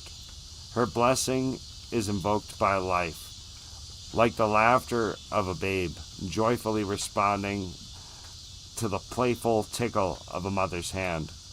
Wisdom can make divine sense of anything, especially of that where logic is blinded. How I revere the blessings of Al Hakim, of wisdom, for she is precious, and welcome to me now and always, the dear friend who brings me such peace. Thanks. So there you go. That's your reading. No pressure. That's your divination for the day. Yeah. There you go. It's public, so no pressure. Just live life and be amazing. Yeah. I keep seeing hummingbirds, like the spirit totem on that, and it's a lot to do with just being you and just letting yourself be you. So I'm me, and I do what I do, and other people are them, and they do what they do, and fucking just keep being you, man. I think you're gonna be all right. I think so too. That's what I get from all that. I think I got my computer figured out. Watch this. Let's see if we get this to screw up. We're gonna get another Jim Price. Jim Price, number 3, joining the show. One more time. Hold on, you gotta do the lion roar when you get both on the screen. Oh yeah. We're gonna get Big Chap to do some weird shit with that. It's over here. Now we got the Jim Price show. Now I'm on the Jim Price show. Oh man. Shit, it's your I think show I lost now. the audio. Where the fuck are we? You sound clean as hell. Okay. He's like in a studio. Can you hear me on that one? I can hear you clean as day, buddy. I think I lost the audio. You're not hearing me. Look, it's like I'm on the Jim Price show. Oh, there we go. You got to interview me now that he's in the chair. There we go. All right, now it's your turn to interview me because I'm on your show at this point. I wish I could switch sides. I wish I could put you on the left, but it won't let me do it. No, I got. Well, welcome it's to the Jim Price show because he's got his whole setup now. Well, I could sit up straighter because I was kind of down here looking at the tab. I was trying to get in there. So, anyway, no, that's better. So a little bit better. Anyway, no, that was great. Thank you for doing that. No, it's kind of weird how people want to pick and choose things that they don't want to do because they fear You know, what a driver in our lives, right? Fear. What That's just sad. That those things... So there's a saying, you know, amongst the swamis, even the wisest among us fear death. You know, Right. and so that's it. Like even in the moment of death, even people like Jesuses and Buddhas that we all revere, in that moment they still get scared. Right. Even the wisest among us fear death. And you know, the most ancient name for Shiva, going back to the Vedas, is Rudra. And that's the most ancient manifestation of Shiva, if you could look at it, if you will. And the name Rudra in Sanskrit literally means that which brings sorrow, that which brings tears, that which brings rain. You know, Really. thunder and rain. You know, and sorrow and tears. So is that? So it's like that's the is, presence of divinity. Is like life gets real when you get real fucking sad. You know. Right. Well, is that a real thing? Then when you think about the environment around us, that we create the positive, the negatives, that ebb and flow only because of our own emotional, right? Our own emotional state, or how well, we. I truly believe that there's like so many times in my life when I've been truly upset it pours rain. Like, is that common to a lot of you? Because it's common to me. Like, I feel like my emotions actually affect the weather around me sometimes. Yeah. Well, when Charlie passed, when he was sick, when he went into the hospital, because he asphyxiated, and so it started raining basically the day he went in, and it stopped raining at his funeral. It rained for those like 5-6 days straight. Yeah. I mean, literally, I was upset that he, I had to. What a sad time. I had to go up to the hospital and make the decision to, end care, because of his heart was giving out, and they weren't able to do much more and keep his blood pressure up and things of that nature. So, it's and then when, sorry, my friend. Yeah, no, it's it's one of those things. But at the same time, I did watch it happen. I watched it happen, but the rain literally after his funeral stopped. Right. That was it. It was I don't know. I think that's a common thing, Yeah. Life. I mean, like, so I have a lot of friends who are into like the different like elements of intuition and understanding, right? So I'm new agey, but I'm old agey, right? Right. Like, and I guess I differ from your buddy Michael in that he explains a lot of stuff based on technology and information offered, where I believe it's stuff that was always part of Earth and we've just forgotten it, Right. or it's been locked away, And Right. so it's just so. Do I believe that those beings are out there? Yes. Do I believe they're any more advanced than we can be if we acknowledge what we actually are? No. Right. Like I think we're just the same as that. We're just kind of been tamed down, back to even just science you learn in high school, whether or not it's true or random facts about just the percentage of your brain that you actually utilize compared to like its actual capacity, Right. As an electromagnetic transmitter. Native Americans used to talk about us being lightning trapped in a bottle, very much, Right. And that's a real thing to me, I guess. Yeah. So the way I look at it is that, we have always been a hell of a lot more advanced than we give ourselves credit for. And you can look at the stuff like the ancient stuff. I mean, ancient medicine comes from the most ancient cultures. Like our current medicine comes from the most ancient cultures. Our current mathematics, our current understanding of astrology and astronomy, like they knew that shit back then. Right. They wrote about it. Like it's still accurate to this day, what they wrote, Yeah. Like how did they do that without the instruments we have? Because everything we have, all the instruments and technology is an addition to your ability of perception. We have eyes, ears, nose, mouth, skin. We have the five senses and the ability to perceive, the mind to comprehend it, and anything else we utilize outside of that is a tool to enhance one of those senses. Right. And that's where that you think about, And they like, call it science, but it's like, yeah, you have a microscope, so you look at shit smaller than my naked eye can look at. It doesn't make you smarter than me about what Right. you're looking at, Well, that's the sad part of it, is that we call it science, is that so science actually dumbs down the actual ability for anybody to do this freely, right? Because if you don't have the degree, if you don't have the quote unquote foreknowledge, that was given to you by an education, then you can't know science. But yet in reality, You can't be a everything's already scientist inside if you of us. don't go to college, right? You can't be a lawyer if you don't go to college. That's something you're passionate about, right? The law and like how that works, right? And like the whole bar association. We've got the AMA, you know, we've got the teachers unions, you know, like basically every profession is governed by these like ruling bodies that are non-government organizations, that are private organizations, that are milking people for money and fucking putting their foot down and pushing their weight around. Right. And it's like what we need to do is create like a Patriots Legal Counsel Association or whatever, you know, like, and we need to create a Patriots Medical Association and just basically tell all these people to go fuck themselves, get a shitload of doctors and lawyers to join board with us and let us protect the First and Second Amendment, which is the most important things, and then we go forward, you know, like. Well, I think that's what so remember Robert Dunlap, the universal law stuff? Yeah. I think when you actually go down that path of thinking about, you know, where that whole thing leads you. I mean, that's how the four founders wrote it, right? I mean, they that's what he uses. He uses only the Constitution. They believe that shit thoroughly. Like that was their fucking, like, they were gonna die for that shit. Yeah. As it was written. Yeah. Oh, they did die for it. I mean, they literally did die for it. A shitload of them did. Yeah. Oh yeah. You know, and that's a real thing. We all forget about, you know, that and their what families these guys were gave up. Tormented and butchered and murdered. Yeah. 8 of them got taken back to England and were drawn and quartered in England. Like they were crucified in front of people purposely to show an example that these traitors will be dealt with properly. I did a show on 4th of July where someone went over all of them, you know, like, and what happened to everybody who signed the original Declaration of Independence and what happened to them. And it's, I mean, it's it's an intense history lesson. Yeah, absolutely. No, it's and that's the sad part is we race past so much of that to forget that, you know, we all say, oh, we're ready for 1776. I'm a patriot. I know I'm gonna be those kind of people. I'm gonna be this. I'm gonna be that. But are you? Are you really? I mean, are you really ready to do that? Are you really ready to sign your entire fortune and life away? Right.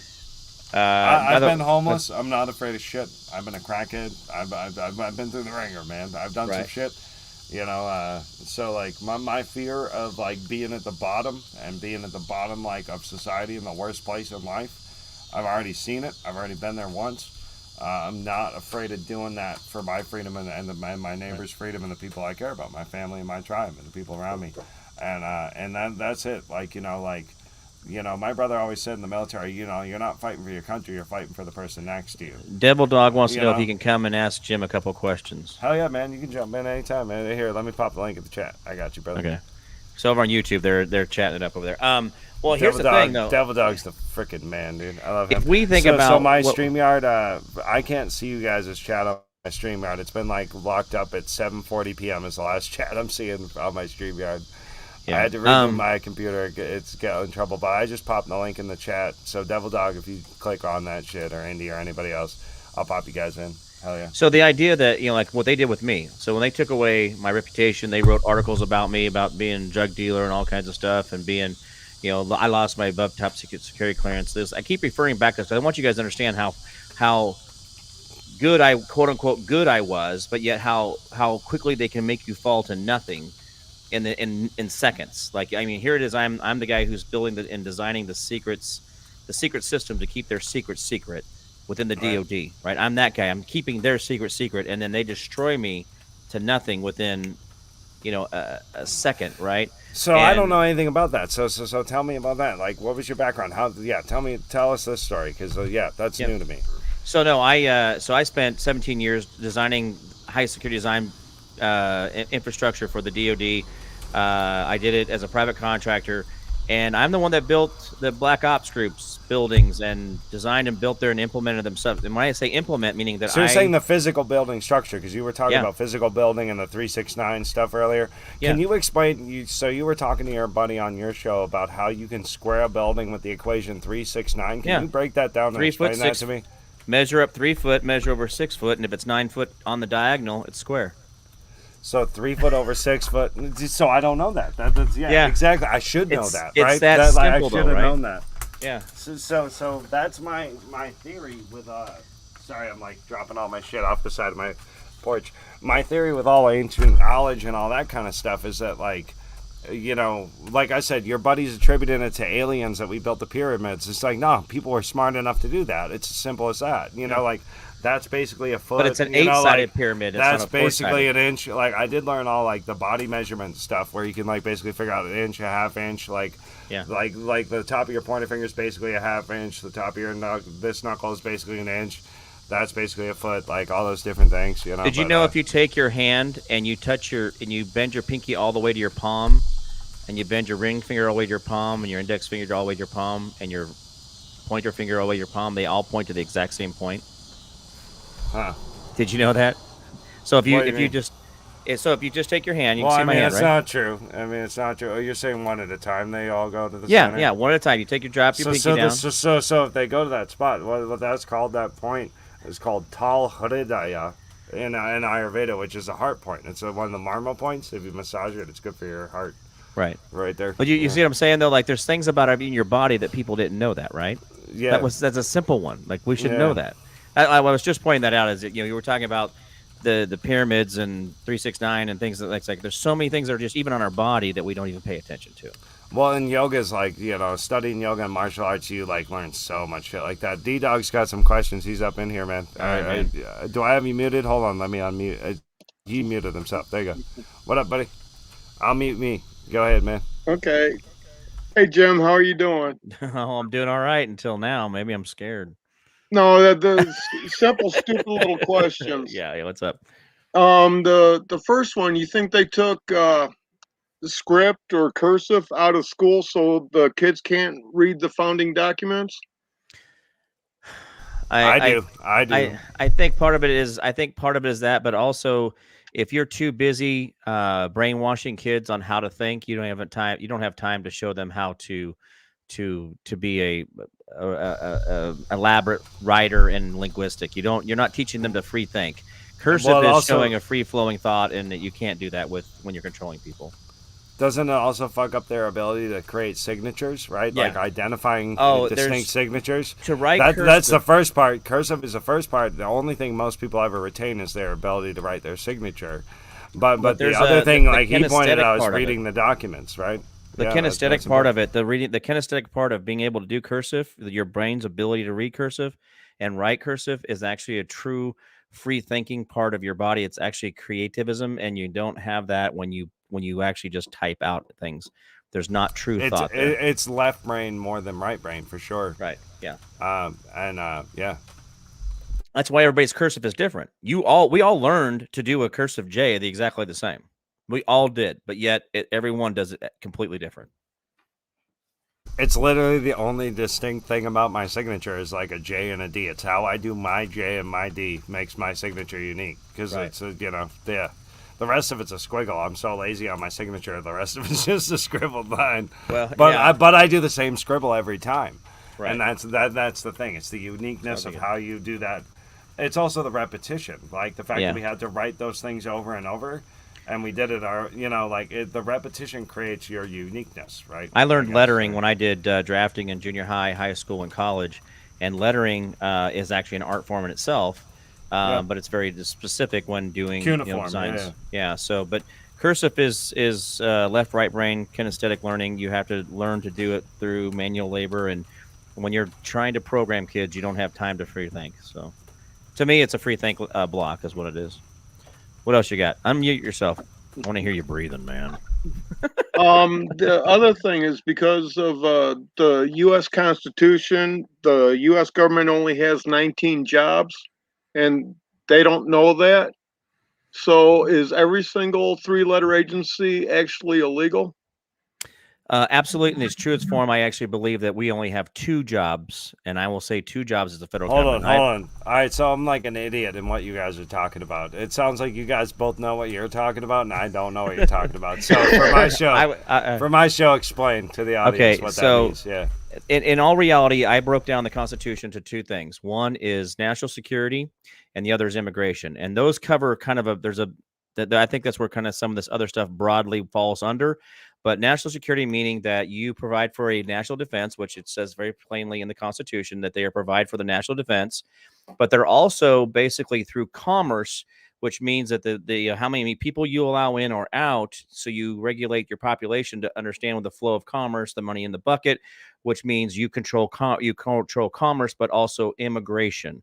And immigration means that you have a controlled border, which you should have a controlled border because you're providing for national security. See how those two are intertwined, saying the same thing but differently. And in reality, I think there's only two great functions, and then there's some sub functions under it. But every 3-letter agency is absolutely fraud. Just like in 19, I want to say it was 1917 or 1918, when they said that we actually passed the federal income tax law. It was actually never ratified by 2 states. One was Arkansas and one was, I think, Michigan. And the Secretary of State at the time, the United States government, said that they passed it. And because he said it on the newspapers printed it, and it became quote unquote law, but was never ever ratified. So federal income tax is completely illegal. So the IRS shouldn't exist. Not only that, but okay, I'm a little shaky on the U.S. Constitution, but the state constitutions, I can get up anyone's ass about it. Right. Well, here's okay. So if you can do that, now remember this. This is one thing that the federal Constitution says: all states are reciprocal one to another, and that the federal Constitution is to only uphold the state's constitution. It does not supersede individual state rights. Right. That's what a Civil War was about, was individual state rights and representation, never about slavery. Slavery is a sexy object that everybody pays attention to. It had nothing to do with that at all. Yeah. I think it's in the U.S. Constitution, Article 1, Section 8, states that the states are the only ones that can tax the people, not the government. Well, didn't they have to rewrite that to do the 16th Amendment? That is also a gray area, because the individual state rights does not allow for income tax. It does only allow for commerce tax. Right. And actually, in reality, it's not sales tax, it's commerce tax, meaning anything that crosses across a border, not anything that actually is between individuals or even governments and individuals. It is only when you go across the border is there an excise tax at that point, a tariff, if you will, which we don't pay attention to. And in reality, the United States was actually flushed with money because of the money that was brought in through tariffs, and we had more money than we knew what to spend. But the Civil War, quote unquote, bankrupted us, and that's when General Grant sold us into the Corporation of America by going to the Bank of London and then being co-signed by the Vatican. And all interest off of that loan was paid in only gold bars to the Vatican, and the principal was paid to the Bank of London. Bank of London gave us an interest, a non-interest loan, but the Vatican said, "Hey, we're going to put some what is it? A VIC on it? Is that what the mafia used to call interest? Was a VIC? We're going to put a VIC on this. We're going to let you get a loan here, but we got a VIC on it." So they had a little special set aside that they would get off of every dollar we paid back in that loan from General Grant, which was supposed to be paid off in 1913, but the Vatican says, "Well, we're not quite done with that. You need to keep paying us some service fees and other things." And I'm going to tell you right now, if you look at when the Vatican went dark on December 28th, we confiscated every bit of that gold back, by the way, guys. That'd be interesting, hopefully. I do know that the pedophile cardinal there went down right around that same time. He was their accountant. Right. I said there was $400 trillion confiscated in gold. Cardinal Pell, right? Pell was his name. Right. Something like that. It sounds right. 400. I told my guy, I said, listen, it was $400 trillion that was confiscated, and he said, you're off by a factor of more than 100. So that amount of gold that was confiscated back will create the Nasar effect that we're all looking for, which is actually biblical. That every year, 3 years, 7 years, and 40 years we're to reset, and we are 3 40-year cycles past the reset. Anyway, I see all that stuff, right? And it's all with it's all with like this person's been arrested, and there's this is going to be the reset. The bottom line is it has to happen eventually, and it has to go back to trade, and we have to set it to a real thing again. So it has to go back to like gold and silver. It will go back to gold and silver completely, and there will be no currency outside of a truly gold-backed currency after that point. The One World Bank itself will be dissolved, and we will see blockchain and other things like that coming in to eliminate. So corruption. blockchain that's not decentralized. You have to remember, right? Like, so like when we talk about like certain cryptocurrencies, like Right. Bitcoin and stuff like that, they're like at the fucking bottom of that Three Gorges Dam is where those servers are housed. Right. So if that shit ever breaks, guess what happens to all your Bitcoin and your crypto? Like, Well, I was told that Bitcoin was actually a CIA operative to create trillions of dollars worth of money so they could go out and do more bad shit to us. It's so. a lot of Black Ops stuff, but Yeah. then I think there's something to the McAfee like concept of decentralized like. No, I agree blockchain. with that. Yeah. I just that. I don't think we've even struck where we need to be yet as a free people, but we can create our own internet. We can create our own like everything. Yeah. Like we can absolutely. create our own infrastructure. I think that that what we need to do, if they push this hard, we don't. I don't know if you ever read fucking Atlas Shrugged and the whole concept of the breakaway society, where like all the smart people just like fuck you guys. I mean, like make our own world somewhere else. But they all disappeared, right? I think that's what the jab is going to do is create that. Well, what I'm saying is we don't have to go anywhere to create it. We just decide, hey, Patreon-owned businesses through and through, like fucking, let's make our own breakaway society right here, right now. Like, you vote with your money. Like I said, we'll back to the Bar Association and the AMA and all that. Like, these physicians, if they go against the jab, they're going to lose their license. Well, that's great. All these physicians pool together, create their own licensing association, and tell those people to fuck off. Yeah. And all these lawyers that lose their license, tell them to go fuck off and create your own association. Because these aren't government-run associations. Well, the court of These are record non-GOs. eliminates. Like AMA is a non-GM. It's an NGO. The Bar Association is an NGO. These are private people like certifying and telling people what they can and can't do, and it's like just tell them fuck off. Yeah. Hey, Devil Dog, what else you got for me? Well, I heard you trying to get into a court of record where all the licensing bullshit is gone. Yep. Yeah, actually, and that's another thing too. The Court of Records is the only constitutional court, a court of law or a court of administration, is where you lose your children and you lose your rights. That's why the British extension of authority, the British Accredited Register, was brought into America. That's why judges wear robes into the courtroom, is because it's the extension of the British authority. So you have to think of it. You have to ask, is this a court of record? And I want my case heard in a court of record. I'm a citizen. I'm a person, and I want those things heard that way. So we eliminate is that a difference, a court of record and a court of law? Is there a difference in that? So I mean, day and night. Tell me what that means. Court of record is a constitutional court, which means that all your rights are upheld first.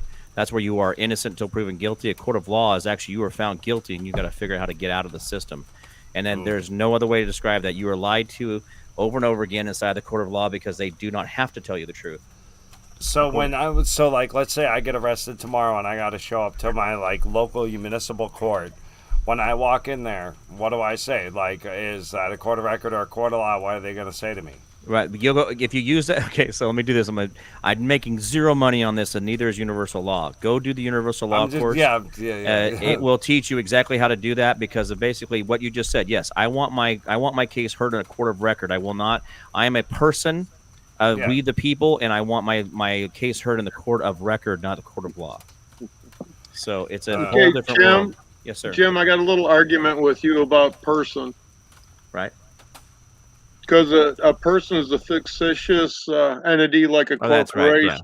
Yeah. It's the what is it called? You're creditor. You're a creditor. Sorry. Right. I used that wrong. Yeah, you're right. I spent a lot of time in court because fuck them, I'm not getting a license. They've charged me 22 times and 0 convictions. Right. Yeah, it's a court of, you're a creditor. When you move yourself outside the corporation of America, you're no longer a fictitious person, but a creditor. I get caught back up in the old system, right? And I'm still trying to learn out of that. So. Yeah, and whenever I have to sign my bond or release or whatever, I always scribble out signature and I write autograph underneath it. Then I sign it. So like a lot of people who would hear you two guys talking would be like, is this the sovereign citizen thing? And they would attack it that way. Like, it's not that nonsense. It's just being one of the people of the 50 states. Yeah, the people. That's right. Yeah, the people. Hey, I'm gonna go take a bathroom break real quick, so don't go anywhere.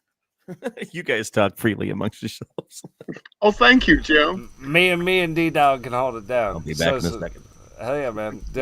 But so yeah, D Dog. Basically, like yeah, like you know, like when you like you're saying you don't want to have a license. They've come after you a bunch of times. Like a lot of the sovereign citizen thing. Like I feel like that was something to kind of discredit people from practicing law on their own, if you will. I don't know. What do you think?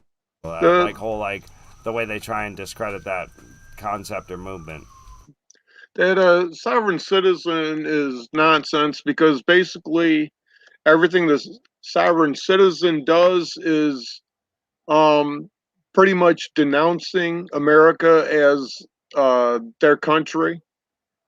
Similar to the Moors. You ever hear of them? So the Moors in Massachusetts, they got pulled over on the side of the road, and when they first published that article, don't you know, the first media agencies to publish that, they used images from Charleston, militia members instead of the Moors militia members because it didn't fit the profile. They're like militia members arrested on the side of the road with weapons. And it was all these white guys in the picture, and then they showed them, and then it turned out it was the Moors, and we looked into the Moors, and it was like they took that article down, and you didn't hear that after that. Yeah, but the Moors thing is similar to sovereign citizen, but America actually had a treaty with the Moor or Moorish, or because they have like 8 different names, and they all come from Scotland, but. They have a treaty, and they actually say that they're not part of America. Now, whenever every one of them son of a bitches went to court, everyone was spouting out the Constitution. Now, right, so I want to be protected under the Constitution, but I'm not part of America. Right, and that's the same garbage the sovereign citizens do. So all right, so repeat that for Jim, because he just took a pee. Like, give him the sum up. I'm half the man I used to be. So he was talking about the Moors and the sovereign citizens and how they're similar and what they think about. And you could probably say it real quick and succinct. But well, we don't have to become sovereign citizens because we're sovereign from our county, and our county is sovereign from our state, and our state is sovereign from the government. Right. As an individual, I'm naturally sovereign by my state constitution as an individual, right?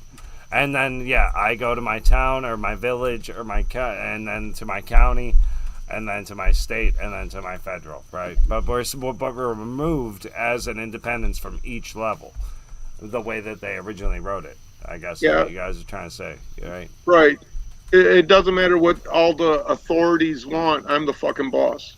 Yeah, and govern closer to home. And according to your Constitution, when you read that, all political authority is inherent in the people. That's the very first thing on everybody's Bill of Rights. All political power is inherent in people. So political power means everything.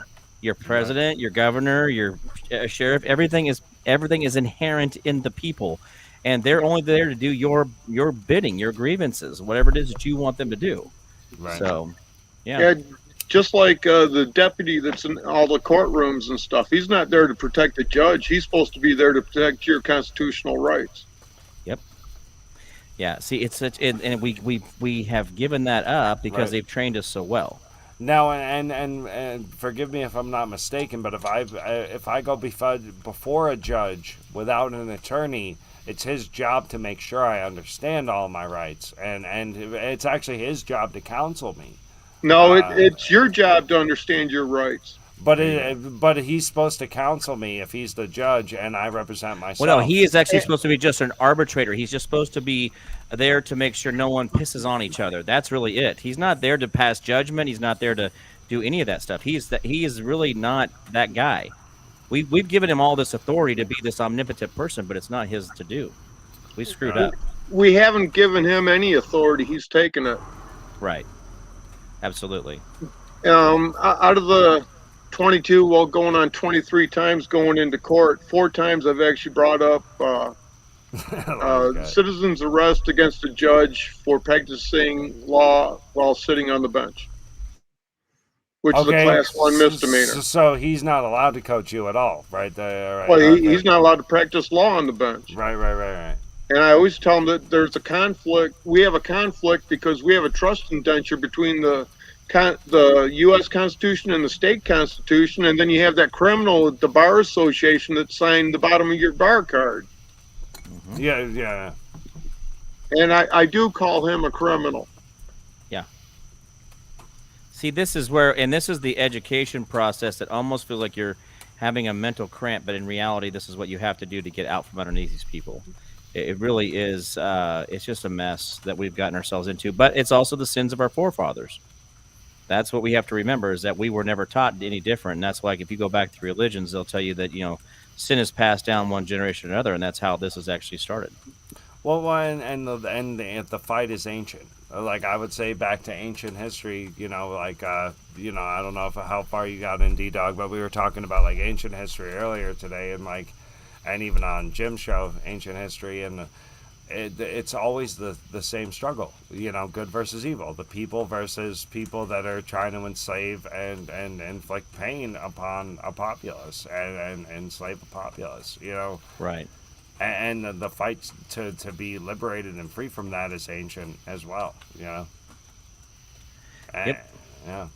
Yeah, as far as history goes, other than, the stuff that's directly in the Bible, I'll go back to about 853 when the king introduced the first sheriff, which was an extension of his arm to collect taxes and uphold law. Yep. And then we'll jump into the Saxons. Whenever they had their old king, they reinitiated him so that his only job is to do treaties, trade, and if there's a time of war, to organize the other factions. Right. So we could go back to like the Bhagavad Gita about 3,000 years ago, so like 1,000 BC, around there. They're talking about the breakdown of the family unit. The fall of society happens when the family unit is broken apart. Right. That's like the third or fourth or fifth line. It's like right in there. Like society falls when the family falls apart. Absolutely. Hey, real quick, guys, I got about 5 minutes. I got to go because I got dinner. But thanks for joining me, Devil Jim. Dog. What else you got for me? Yeah. No, really. No, I enjoyed it. Where do you think America's Title IV flag is?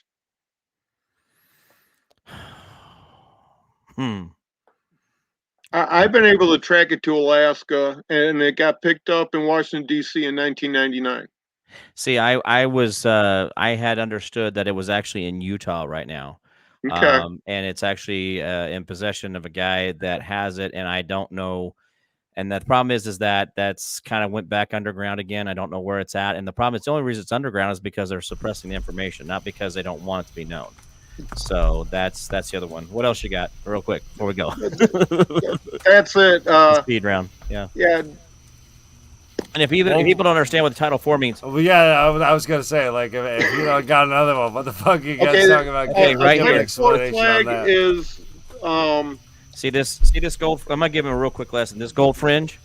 This is a maritime law flag. Means that you are under you are actually under military law. This is not actually a free flag. Yeah, and the reason Biden's I have this speech out today, he had all the gold fringe today when he was speaking. There's a lot to what the meaning of the object meaning of things are, and that we don't always pay attention to. Yeah, and even without the gold fringe, that's still a maritime flag because of the size. A Title IV flag is 1 by 1.9. Right. Now, does that go back into the 369, 1 by 1.9, and like is that related? That goes back to our first flag. Right, and it was actually a completely different shape than what we were used to. I mean, that again, we've been lied to for so long. When everybody says that you're living in a lie, that is so real. It's the Matrix, guys. When you're talking about pulling the stem out of your brain, it's more like the Truman Show, because they're entertained by our fucking suffering.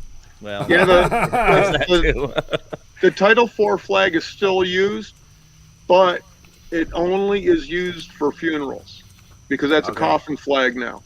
Right. So like a military funeral, when they fold it, it's Right. the right dimensions. When Because they do if you that? fold another flag, it doesn't work out the way that flag does. If you fold Right. the flag in triangles, it does not work out the same.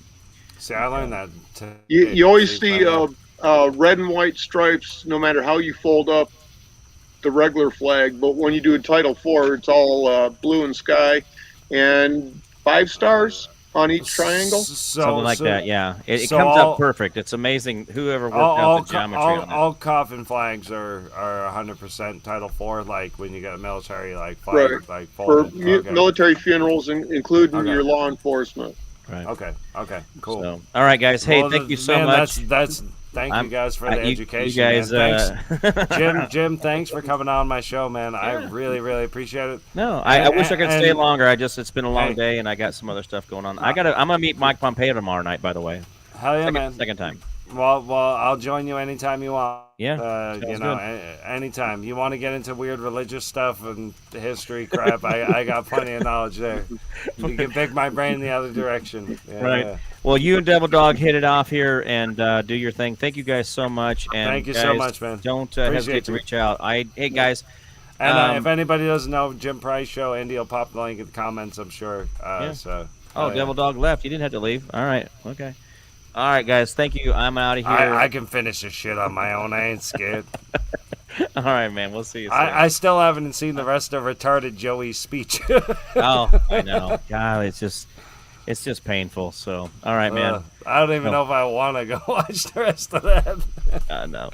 Okay, man. We'll see you. I'm out. Thanks for hanging out, man. You I bet. appreciate it. Hey. Bye-bye. Yeah, man. The Jim Price, dude. That guy is cool as fucking hell. Do I have anything else I want to really share with you guys? Man, I give Jim Price a damn tarot reading 2 hours in. I'll give you guys a little something else. Anybody who decides to hang out. Where are we going to go? I'll watch a little bit of this with you guys. This is Mike Lindell talking about his cyber symposium with Steve Bannon. Let's see a little bit of this. We'll watch a little bit of this. But yeah, man, that was so cool to have fucking Jim and Devil Dog together, man. That was actually a really, really cool conversation. So hell yeah. Alright, give me a second here. Make sure I did all the things. I did. Let me hit play. This is an unbiased, honest review of the Mike Lindell Cyber Symposium by a certified technical expert, me. That's right, I don't expect a lot of you to know this, but I'm a certified technical expert. That's what I do for a living. So with that technical background and all 3 days of watching Mike Lindell's Cyber Symposium, I can tell you what's real and what's BS. The things I didn't like about the symposium is that there was a lot of gray area. A lot of the time Mike said that he was going to expose big things, and then he would end up just putting up numbers like this. I understand that a lot of the numbers that they're getting is from their data pool, but the data pool does matter. There was a rumor going around that Mike got a lot of this data from a known con artist, but that has yet to be seen. And additionally, a lot of the cyber experts, including myself, from what we could see from the data, it definitely looked like legitimate data. The biggest key thing he did was bring together all of these people and discuss ways in which the United States may have been hacked. The final verdict is, yeah, we were probably hacked by China. The hardware and the software kind of prove it, and we should be thanking this guy. Okay, we should be thanking this guy. But today, the Global Times, the mouthpiece of the Chinese Communist Party, is, and they always are ahead of things. And the reason is the CCP gives it to them and said, put this out. We told you, the focus is Taiwan. The focus is the American economy, the heart of the American economy, advanced chip design. Okay, we've warned about this and warned about this and warned about this. During the Trump administration, warned about this. Was fought tooth and nail about bringing those factories over here to Arizona, relocating them. Chinese Communist Party. The Chinese Communist Party. And you see what's happening right now. You're seeing elections have consequences, and an illegitimate election has massive consequences on every different aspect. And what's happening right now, you're seeing with the consumer price, report, not the consumer intention, right? Not the prices, but the confidence of our consumers. The biggest drop, I think, in 20 years in August. That's a leading indicator. People understand that something's not right. The last segment with Boris Epstein, I'm not a conspiracy theory guy at all. None of it.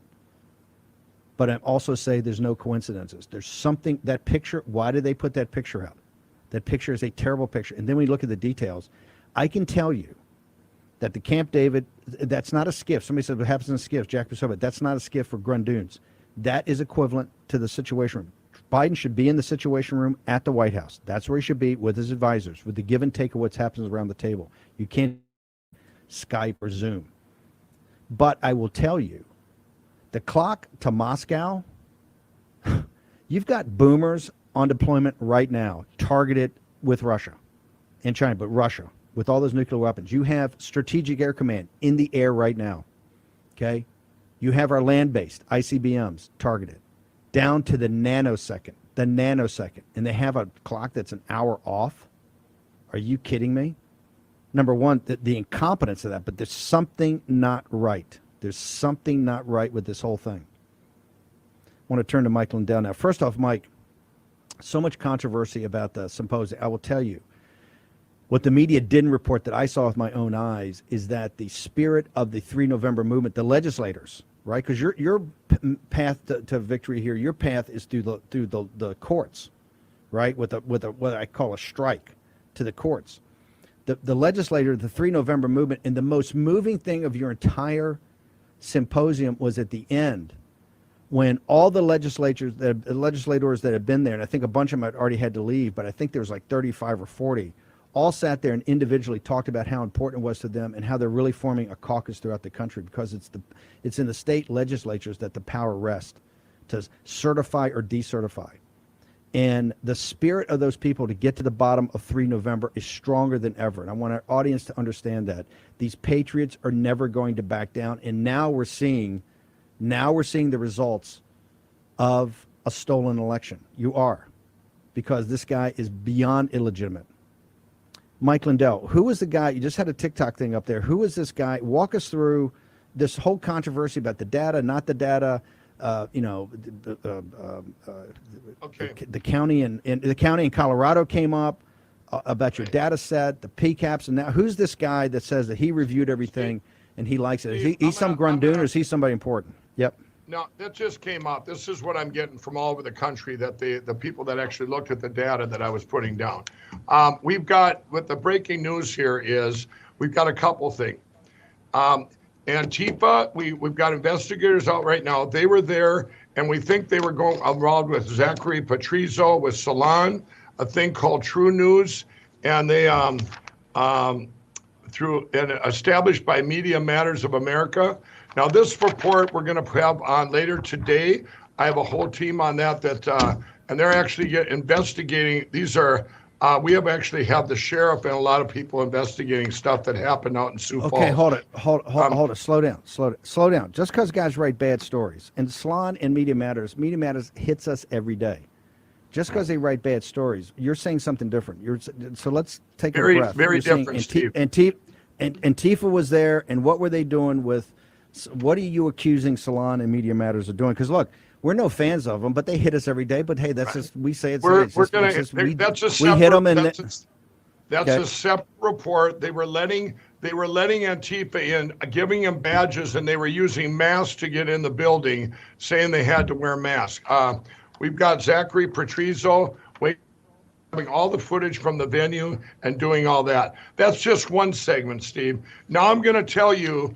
I'm going to do a timeline of what happened. But hang on one second. I just want to make sure you're going to put a report out today that's going to show that Salon, Media Matters, and others were working with Antifa or other people that shouldn't have been there to let them in the building and to cause trouble or to be observers. What's your report going to say?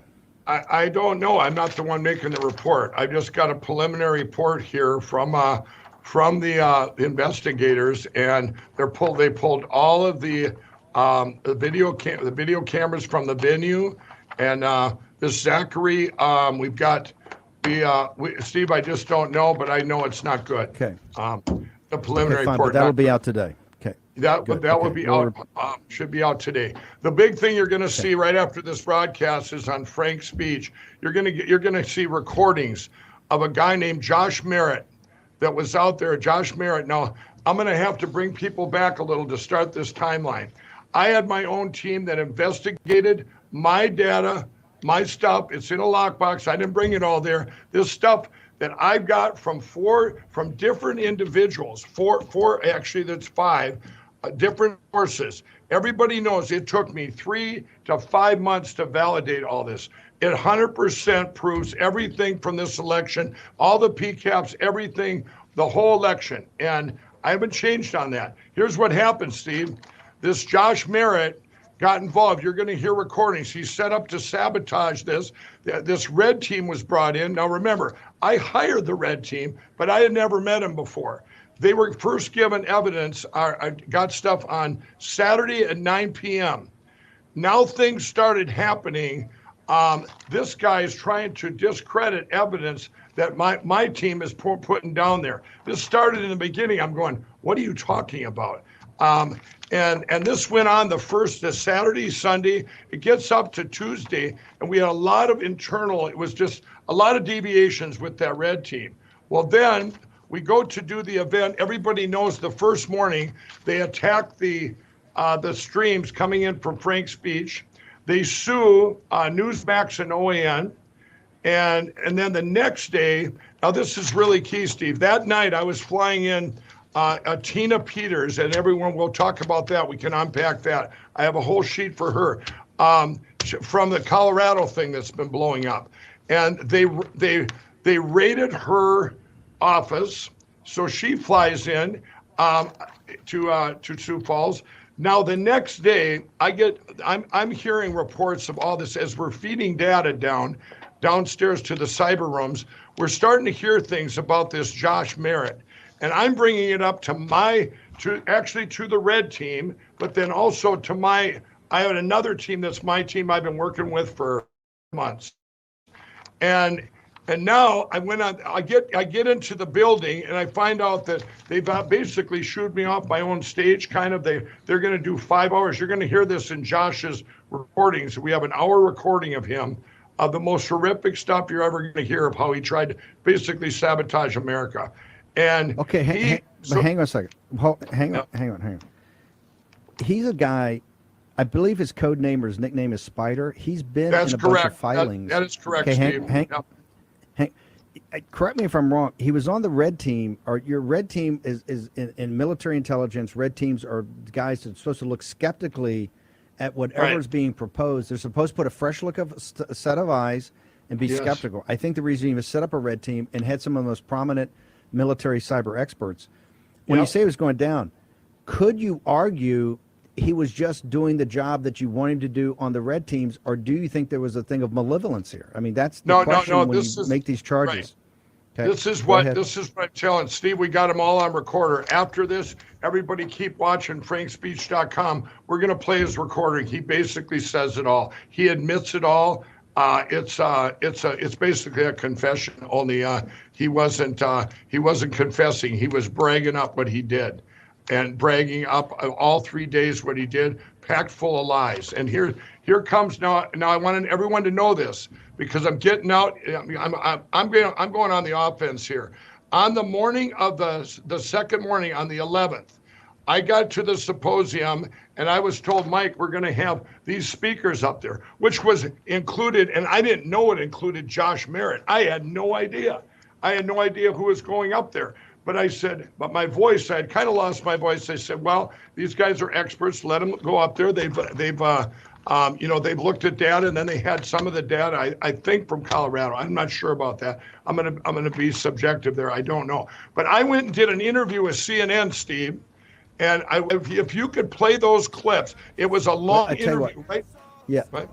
Mike, why don't you hang on? We're taking a break. We're going to play the CNN clips we've got from the interview. I know you did it right next to our broadcast booth. I think it went like an hour. Felt like an hour anyway. Okay, we're going to take some clips from CNN. Mike Lindell's going to join us, try to get to the bottom of these issues around the symposium and way forward next in the War Room.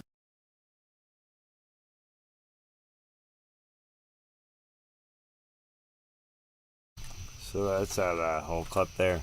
I'm going to end you guys with a couple of inspirational things. I got a couple of, since I was reading Rumi cards for Jim earlier, I'm going to end you guys with some Rumi poetry, because I always like to end on inspirational stuff. Thanks to everybody for joining and hanging out tonight.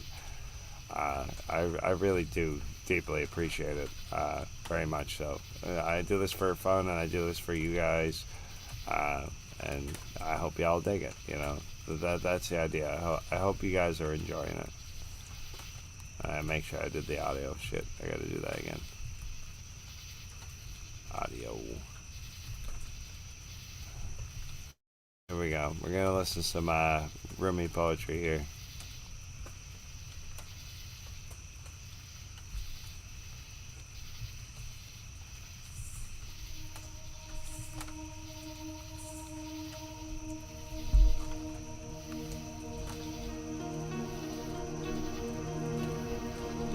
This place is a dream. Only a sleeper considers it real. Then death comes like dawn, and you wake up laughing at what you thought was your grief.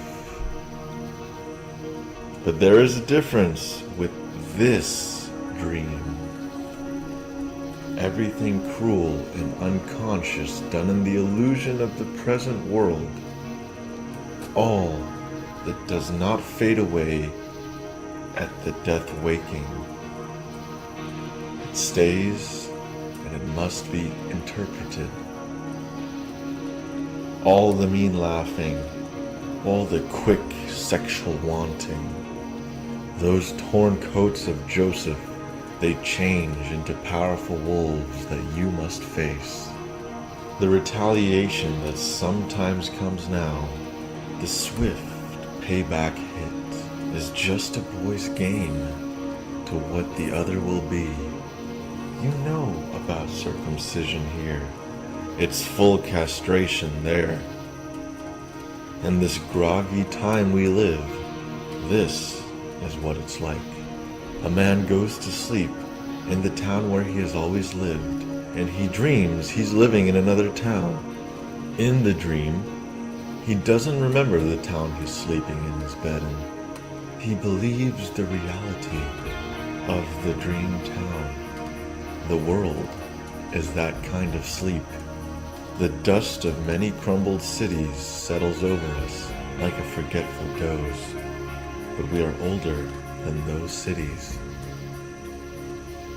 We began as a mineral.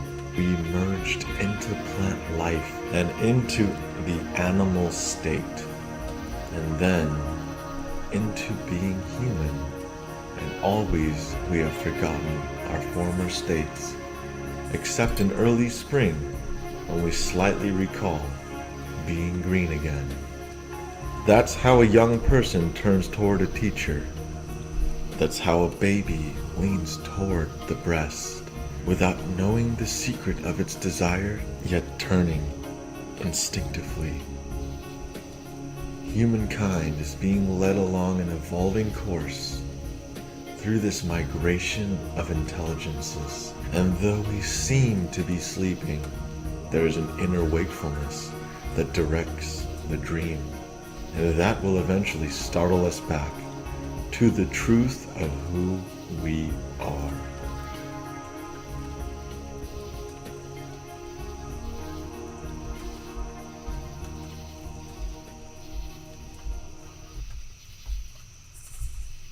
That was fucking cool. Oh yeah. Rumi's always good. He's never not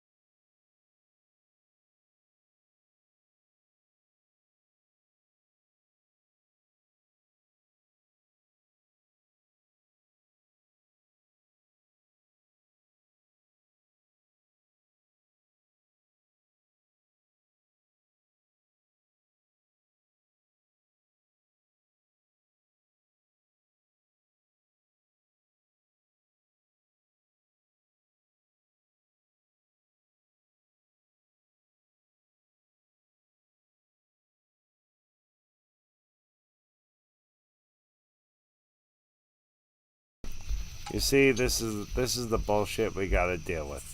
I'm about to play you another Rumi poem, and my shit gets fucking shut off again. Cause fuck me, right? They don't care about me none. Alright. Rumi poetry. Fuck that shit. I'm finishing this show. I got 2 more poems. One and then one after it. And we're watching them both, and YouTube can kiss my dick. It'll all be on Odyssey. If you haven't subscribed to my Odyssey, please subscribe to my Odyssey, because that'll be helpful. That's where you find me when these cocksuckers keep fucking me over.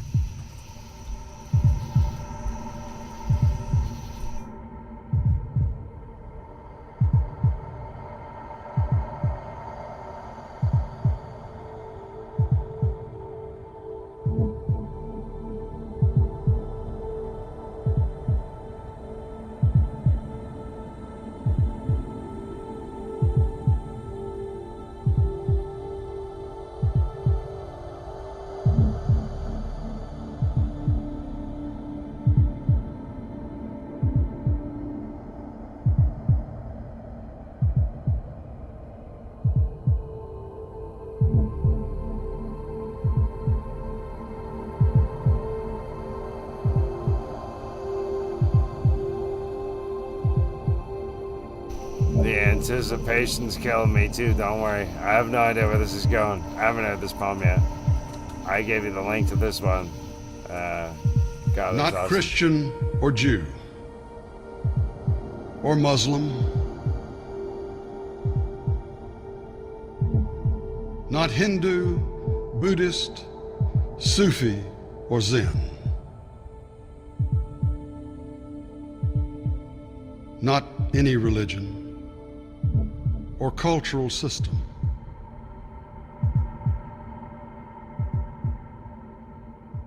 I am not from the East or the West, not out of the ocean or up from the ground, not natural or ethereal,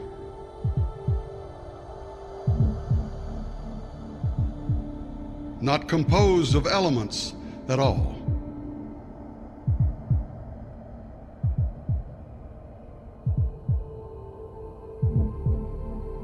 I do not exist.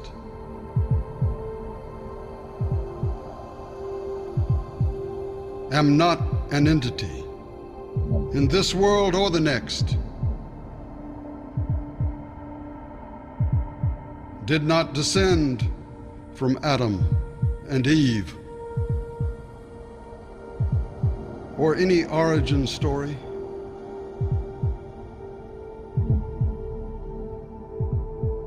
My place is the placeless, a trace of the traceless, neither body or soul.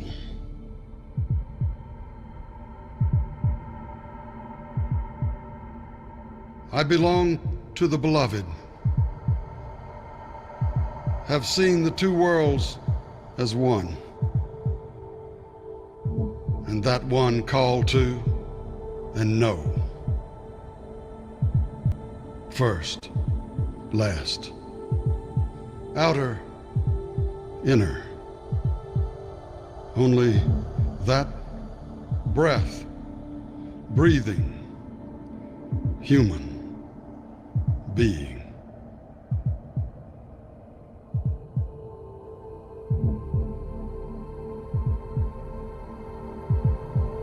I belong to the beloved, have seen the two worlds as one,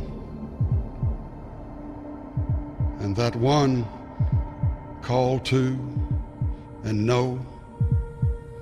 First, last, outer, inner. Only that breath, breathing, human being.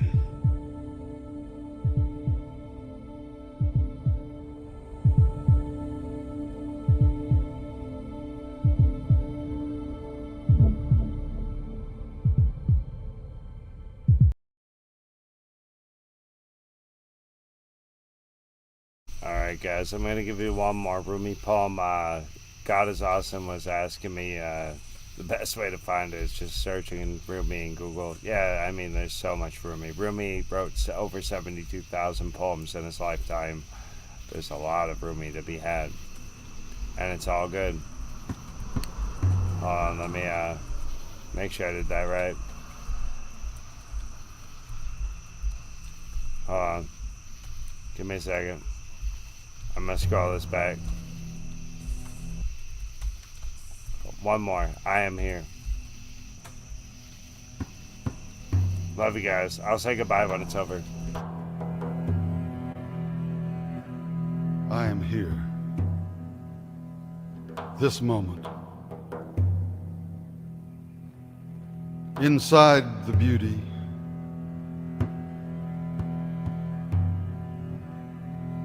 The gift God has given. Our love.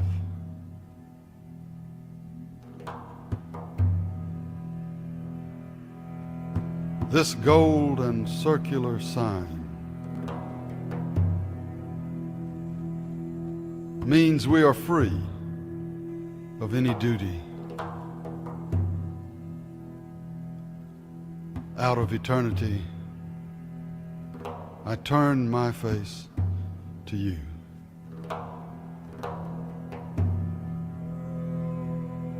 And into eternity.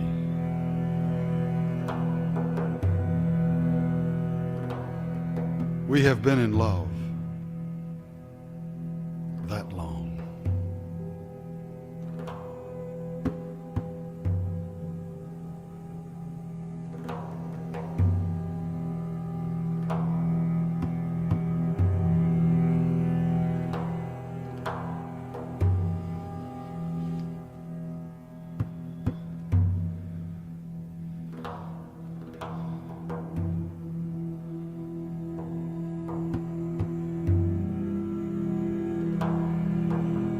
I am here this moment. Inside the beauty.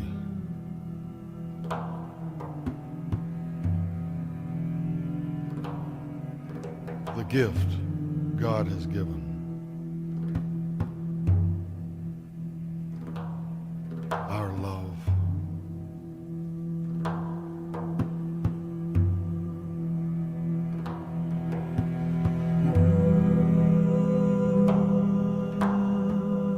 This gold and circular sign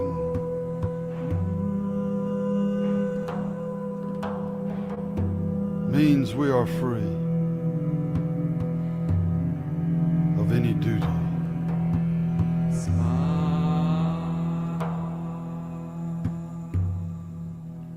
Out of eternity, I turn my face to you. And into eternity.